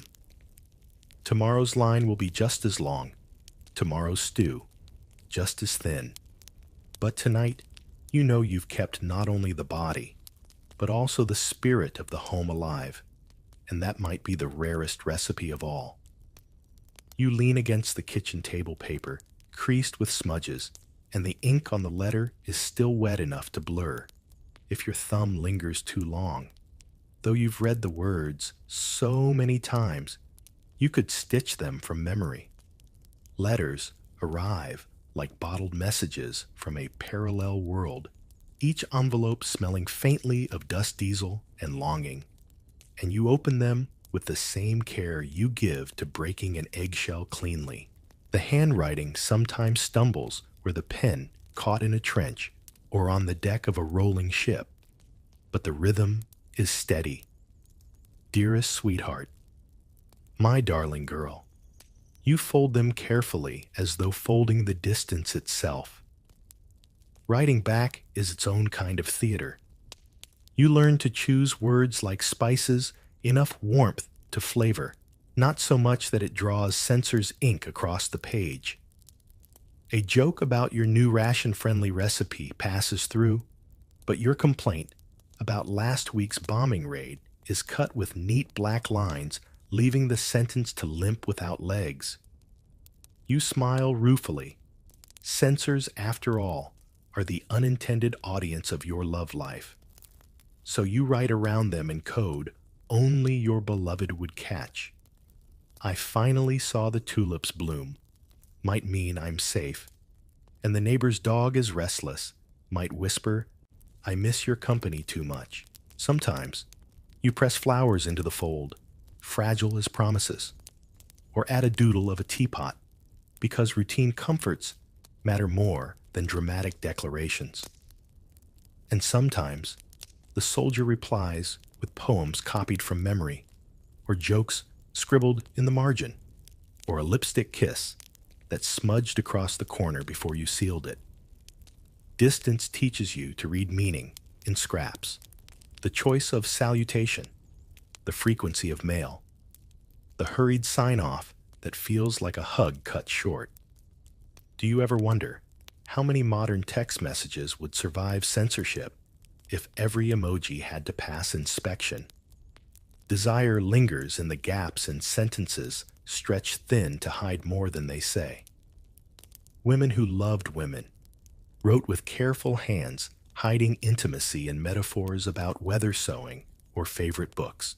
A letter might gush about the comfort of your voice on the wind, or the shelter of our last walk lines that sounded harmless enough to the censor, but bloomed with tenderness for the one who knew the code. Similarly, men on the front wrote to women at home with warmth so extravagant that it made the mothers and sisters laugh knowingly, but not always with recognition of what was left unspoken. The war created a paradox: separation sharpened affection, but silence guarded survival. Diaries held what letters couldn't. A nurse might scribble about a smile she couldn't forget, a factory worker about the soldier who winked before boarding a secretary about the other girl in the office, whose hand brushed hers in the blackout. These notebooks tucked under mattresses or hidden in biscuit tins never saw the censor's pen. They saw truth in shorthand initials, arrows, tiny hearts drawn in the margins of ration tallies. Historians decades later would stumble upon them like archaeologists finding fossils of fireflies. Packages carried affection in more edible forms. A tin of fruitcake sent overseas tasted like a condensed memory of home sugar and spice surviving the voyage. Soap tucked into a parcel smelled like Sunday mornings. Stockings folded inside whispered more than flirtation. They promised normalcy, glamour, the idea that after the mud there would still be silk. Some women sent knitted socks, scarves, even gloves, each stitch a syllable of longing, though the soldiers mostly felt only the scratch and warmth. Still, when a pair of socks reached the front line, it was as if the sender's hands had crossed oceans. You meet real figures in these exchanges, too. In the U.S., Hollywood stars like Betty Grable send pin-up photos that soldiers tape inside lockers. But the women at home send snapshots of themselves in work overalls, holding wrenches, or babies proving that glamour had many faces. In Britain, a young Princess Elizabeth writes letters to soldiers and serves in the Auxiliary Territorial Service, showing solidarity in words and deeds. In occupied countries, women's letters sometimes smuggle resistance information hidden under innocent phrases. The garden is overgrown, meaning troops are moving each word, carrying double weight. Romance stretches beyond paper. In dance halls, lit dimly for blackouts, women and men sway with urgency, every waltz a small rebellion against sirens. Kisses stolen under railway arches or in factory corners carry the adrenaline of bombs in the distance. Weddings multiply in haste sometimes, with borrowed rings, sometimes with uniforms still dusty from travel because tomorrow is not guaranteed. The photographs from these ceremonies show brides with simple dresses and grooms with sharp collars, their eyes bright with both hope and fear. Separation makes imagination busy. Lovers keep faith with words, but they also rewrite each other in memory. A smile becomes brighter, a joke becomes sharper. Flaws fade in the fog of distance. Occasionally, the return shatters the illusion, but often it deepens it. The real person stepping off the train, both stranger and familiar, both the letter and the silence between lines. Children born during the war sometimes carry names lifted straight from those letters. Grace Hope, Victor names that remind families that affection survived blackout curtains and censor's ink. The last candle burns low. The ink blot spreads, and you place your pen down gently, as if tucking in the person across the ocean. Tomorrow, the postman will knock again, bicycle bell ringing, and you'll snatch the envelope with the same nervous joy as unwrapping a gift. In the meantime, you fold your longing into neat squares of paper, kiss the edge for luck, and trust that somewhere far away under a tin roof or a canvas tent, another pair of eyes will unfold. It slowly, smile at the smudges, and feel the nearness you tucked between the lines. Boom, the lights die, the sirens whine, and the street plunges into blackout, a city dressed in deliberate darkness. And yet this is where the nightlife begins, not ends. You slip from the shelter with your collar turned up heels, scuffing cobblestones that glisten with yesterday's rain, and your eyes adjust until shapes become invitations. The official order says lights out, but everyone knows human spirits don't run on switchboards. Women learn quickly that shadows can host both danger and escape, and tonight you're walking into a world where dance and defiance share the same beat. The clubs hide behind ordinary doors, their signs painted over curtains thick as secrets. Inside, music shakes dust off the rafters. A gramophone crackles. With jazz in London, a live accordion pulls couples tight in Paris. A saxophone croons somewhere in New York, where sailors flood the floor on brief leave. You sip watery beer or chicory coffee, and it tastes divine simply because it's forbidden fun. Shoes, scuffed laughter rises, and someone switches the bulb back on for just a moment before the warden's knock rattles nerves. You spin anyway, because joy in the dark is a rebellion more potent than speeches. Dance halls become confessionals. A woman from the munitions plant still smells faintly of grease. A soldier with dust on his collar sways like the floorboards themselves hold him steady. Words barely matter when the music's loud, so bodies speak. Instead, a hand lingered too long, a smile that glows brighter than the dim bulb overhead. Sometimes the dance is romance, sometimes just release. Either way, when you leave, your pulse is quicker and your step lighter, even if the street outside still feels like the inside of a cave. Hidden bars multiply in basements and bomb shelters. The password is often nothing fancier than knock twice and smile, and the drinks are watered but spirits high. Women mix in, not just as companions, but as singers, bartenders, and organizers of these shadow sanctuaries. In occupied Paris, Josephine Baker herself slips among circles of resistance and cabaret, using her celebrity as both cover and sword-carrying messages in sheet music, and making audiences forget the world's wait for a set.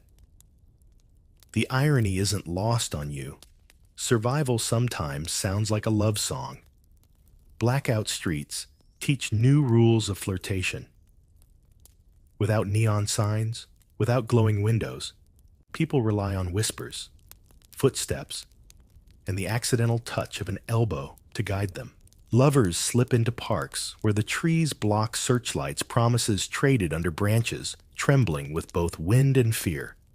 Some women find themselves freer in this darkness than daylight ever allowed. Conversations, bolder embraces, quicker social rules blurred by necessity. A modern clubgoer might laugh at curfews and strict entry lists, but would they dare kiss in a city where the sky itself occasionally falls in fire? There's danger woven through the glamour. Wardens, patrol tickets are issued, rumors spread about raids on dens, where soldiers mix too freely with civilians. Yet even in danger, women find agency. They choose where to go, how long to linger, whether to risk the knock on the door for another song. And in these decisions lies a subtle power, the ability to decide pleasure in an age when everything else is rationed. Black markets deal in lipstick as much as meat, and you see why painted lips in a blackout bar shine like lanterns, daring anyone to extinguish them. The spectrum of nightlife stretches wide. In London, underground stations host impromptu sing-alongs, while people wait out the blitz on bunks stacked 3 high. In New York, Harlem clubs draw black and white patrons into jazz-fueled nights that taste like an America still fighting itself while fighting abroad. In Berlin, even under the Nazi grip, clandestine gatherings spark where women and men defy rules about who should love whom, the music muffled, but the spirit loud. The war didn't stop nightlife. It bent it into new shapes, sharper, riskier, yet unforgettable. Gossip travels as fast as music. A whispered rumor in a blackout bar might mean resistance news tomorrow, a soldier's leave extended, or a neighbor's scandal. Women become both messengers and filters, deciding what to repeat, what to bury. That choice, the power to shape the story, is another kind of agency, even if unrecognized. You might chuckle, thinking of today's group chats and social media feeds. Blackout gossip had no emojis, but it lit up conversations just as fast. Every city hums its own soundtrack. In Rome, church bells mix with accordions. In Moscow, balalaikas strum against the chill. In Tokyo, the shamisen threads through curfews. Women in uniform attend these nights too, dancing in boots or in stockings mended twice, swapping stories with strangers whose names they won't recall, but whose laughter they'll remember forever. The war presses down, but the night lifts back. And in that tug of war, you find balance enough to keep going. So when you step back into the blackout, the echo of saxophone still in your ears, you notice the silence is not empty. It's full of memory, the warmth of a hand, the daring of a joke, the music that outshouted bombs for one glorious hour. The streets look quiet, but you carry the rhythm with you, a secret drumbeat, reminding you that even in the darkest nights, women found ways to turn fear into footwork and shadows into stages. The morning after a night of music, the world looks quieter, but no safer. And women wake to another kind of stage, the occupied city where every errand is both ordinary and perilous. You smooth your apron pocket, forged papers, and step out to fetch bread. Except the basket on your arm may conceal false identity cards, a coded letter, or even a crust saved for a neighbor hiding in the attic. The occupation turns daily chores into camouflage, and you become both housekeeper and conspirator, your face calm as your pulse hammers its own Morse code. Resistance doesn't always roar. Sometimes it whispers. You hang laundry on a line, and the order of colored sheets becomes a signal to fighters watching from a field. You switch a street sign one night, confusing an enemy convoy and buying partisans hours they desperately need. You stand in line at the butcher and drop a folded slip of paper into another woman's hand while pretending to admire her scarf. A loaf of bread becomes a courier pouch. A child's pram smuggles banned newspapers. A knitting pattern hides code. Remember those hairpins you used to fix machines and disguise notes? They return here too, not as fashion, but as tiny weapons of subversion. Real figures cast long shadows across this hidden stage. In France, Lucy Aubrac arranges her husband's daring escape from Gestapo captivity while carrying her child. Her voice is steady as if she were reading a bedtime story. In the Netherlands, Hannie Shaft, the girl with the red hair, cycles with a satchel of contraband, her freckles glowing fierce under the wind. In Poland, Irina Sendler smuggles Jewish children out of the Warsaw Ghetto in toolboxes and burlap sacks, memorizing each name so none would vanish into numbers. Each of these women wore ordinary coats and ordinary shoes, but carried extraordinary nerve beneath the seams. Courage often dressed as housekeeping. You kneel in the kitchen to scrub a floor, except the tiles lift to reveal a crawl space where two strangers breathe shallowly while patrol boots pass by the window. You serve stew at dinner, except you've stretched the recipe to feed 3 extra mouths hidden upstairs. You host tea with neighbors and speak only of weather, while a radio, wrapped in blankets, hums faintly in the back room, spitting news from London. The apron strings tie not just around your waist, but around the fate of entire families. Fear is the spice in every breath. A knock at the door rattles more than crockery, and you rehearse answers before opening. Yes, officer. The bread is stale. The children are ill. The husband is at work. Your body learns a new discipline. Hands steady, even when your knees tremble. Voice casual, even when your chest wants to shout. Sometimes, fear is so constant it becomes background noise like the hum of an electric bulb. The trick isn't to banish it. It's to keep cooking, sewing, sweeping, while fear sits in the corner, like an uninvited guest you refuse to acknowledge. The smallness of acts doesn't mean smallness of risk. Forging papers requires ink stamps, signatures, and nerves of iron. A wrong flourish could mean a firing squad. Hiding a neighbor means ration coupons vanish faster, neighbors whisper louder, and suspicion grows like mold. Yet women did it over and over. In Denmark, fishermen's wives helped ferry Jewish families across to Sweden. In Belgium, school teachers tucked resistance leaflets into children's satchels. In Greece, village women passed messages in bread baked with hollow crusts. Each act a thread.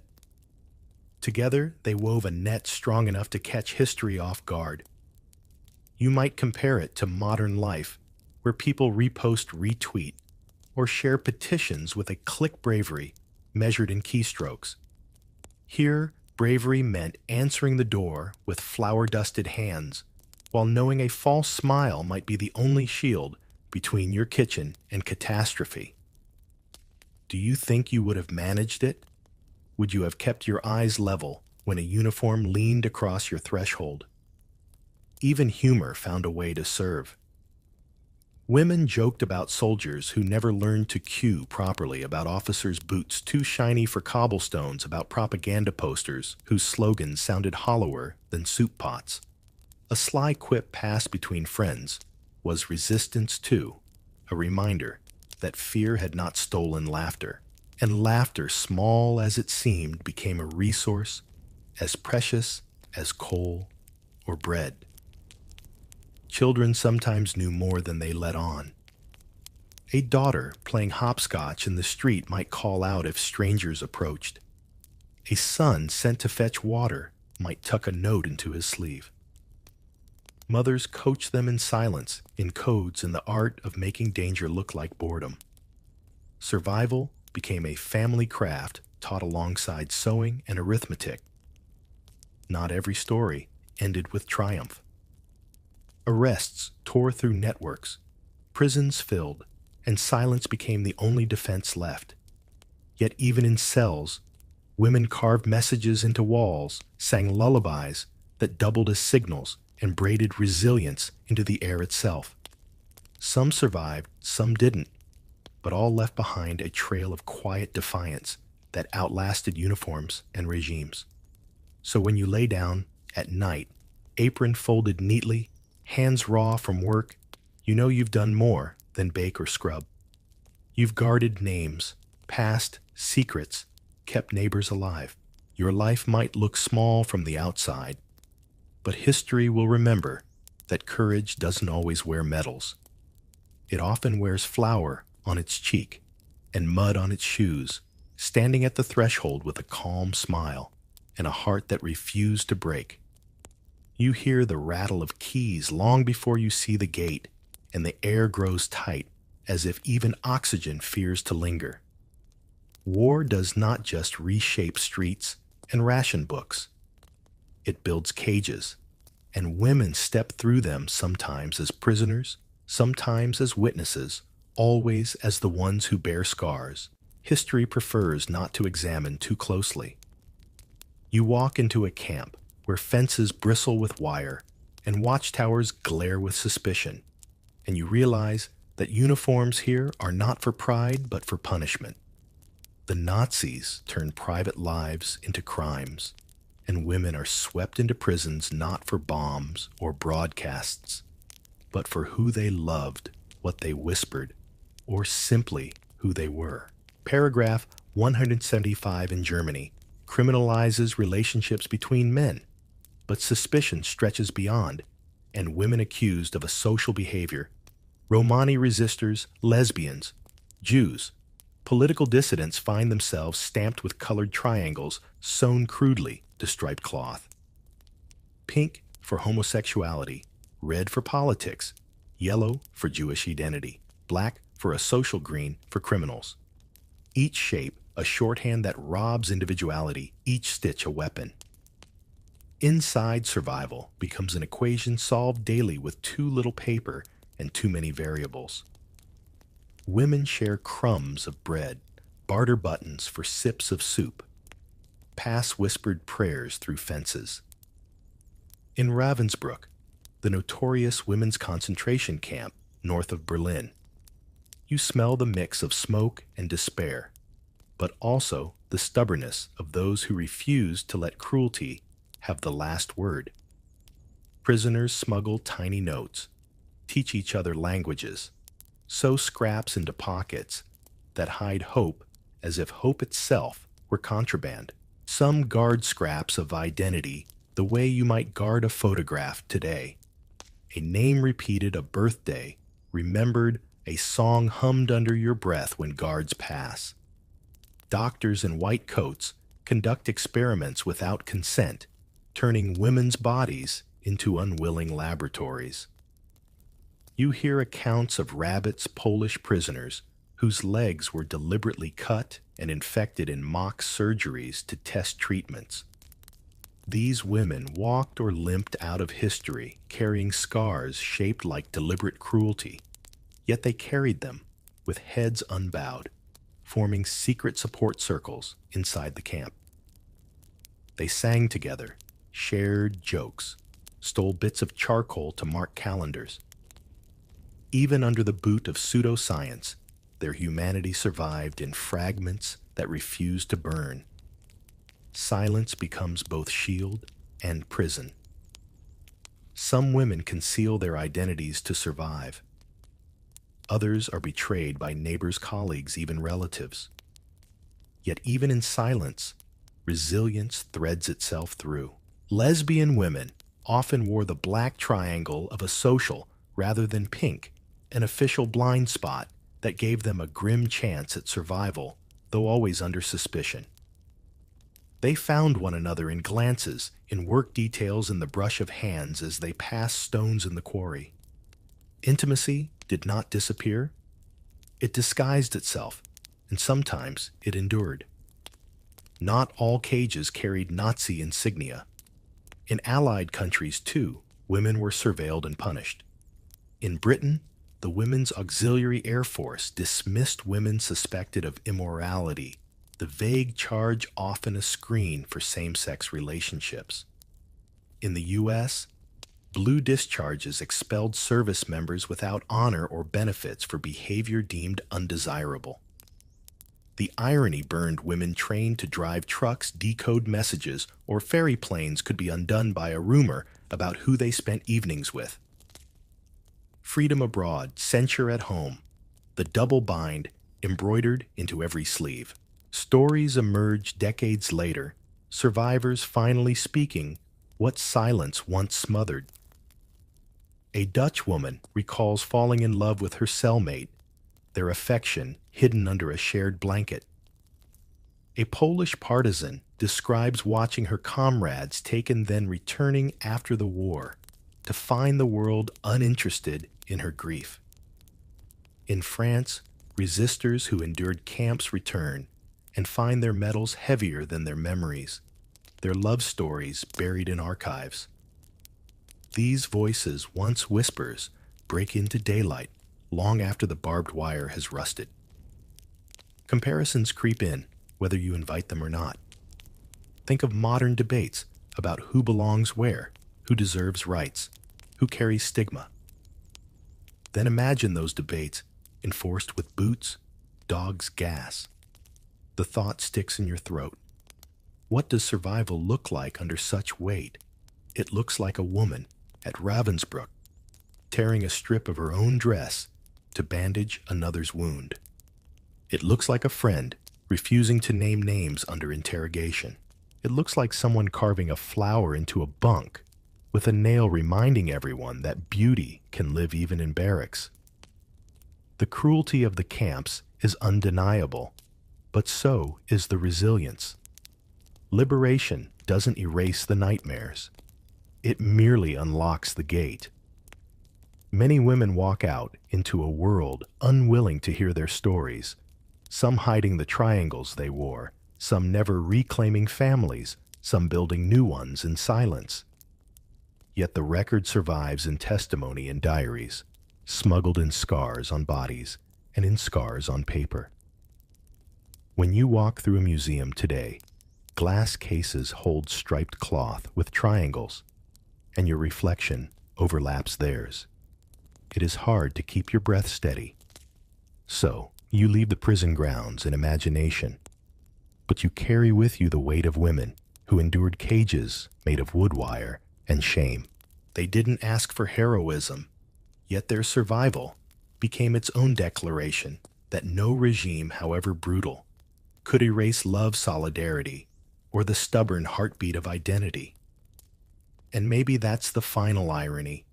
History remembers the symbols stitched in cruelty, but it's the unstitched resilience, the invisible threads of care that lasted longer than the fences ever did. Bang, the victory bell clangs. Papers flutter in the streets. Strangers kiss in Times Square, and confetti rains like history trying to pretend it was always this festive. But you know better, because in the shadows of celebration, women carry stories too heavy to throw into the air.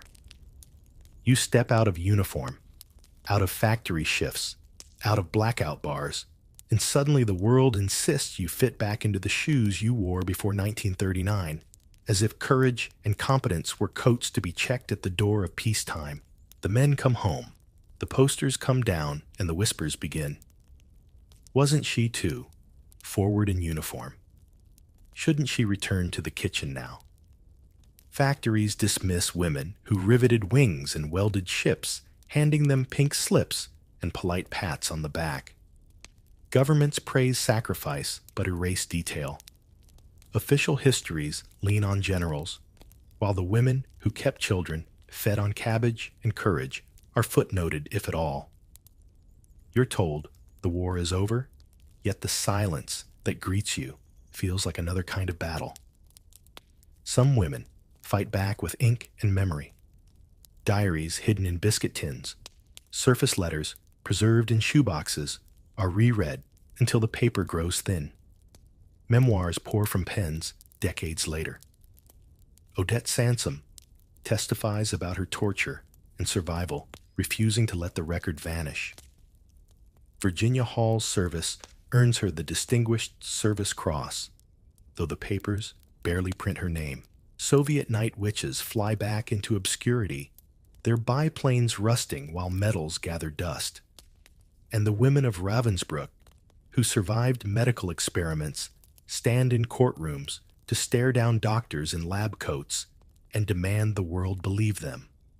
Their testimony is quieter than parades, but sharper than brass bands. Legacy splinters, but also roots. Post-war feminist movements look back and see ammunition proof that women handled lathes, engines, radios, and parachutes, as well as men, often better. Civil rights advocates note the hypocrisy of segregated units and unequal pay, asking why black women who riveted and nursed for victory cannot claim equality and peace. LGBTQ voices uncover the stories of coded letters, secret dances, forbidden triangles, reclaiming them as heritage rather than shame. The war buried many stories, but it also planted seeds for revolutions yet to come.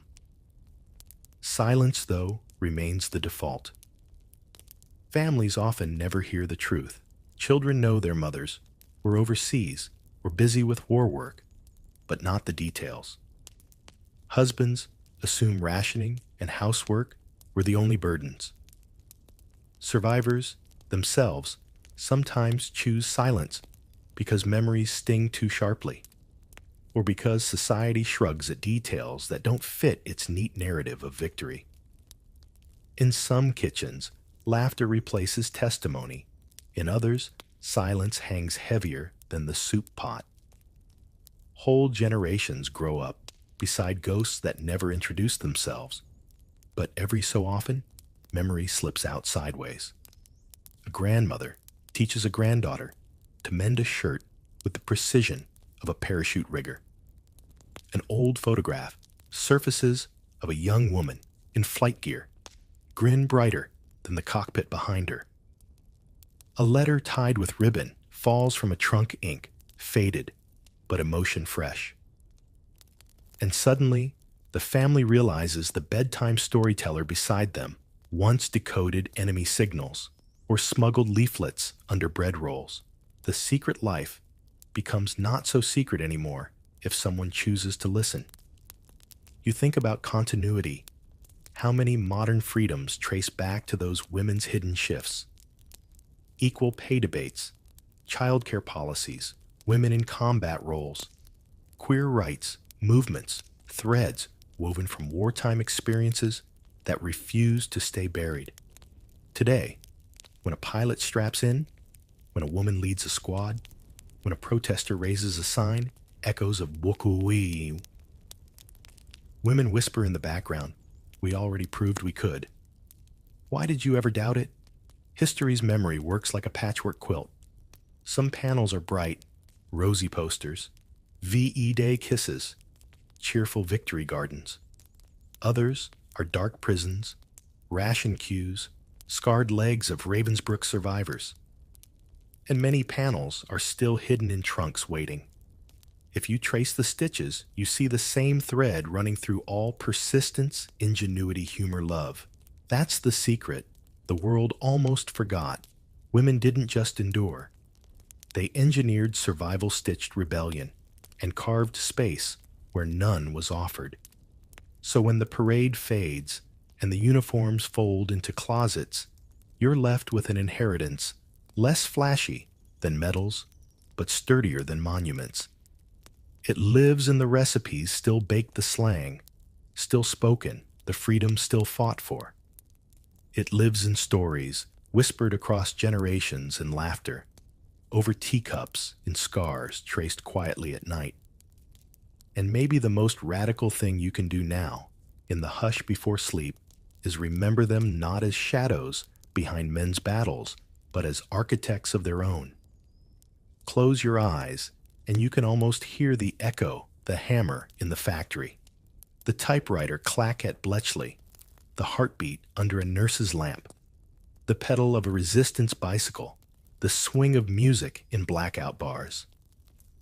Women in WWII carried secrets not meant for silence. Now that you've heard them, you carry them too.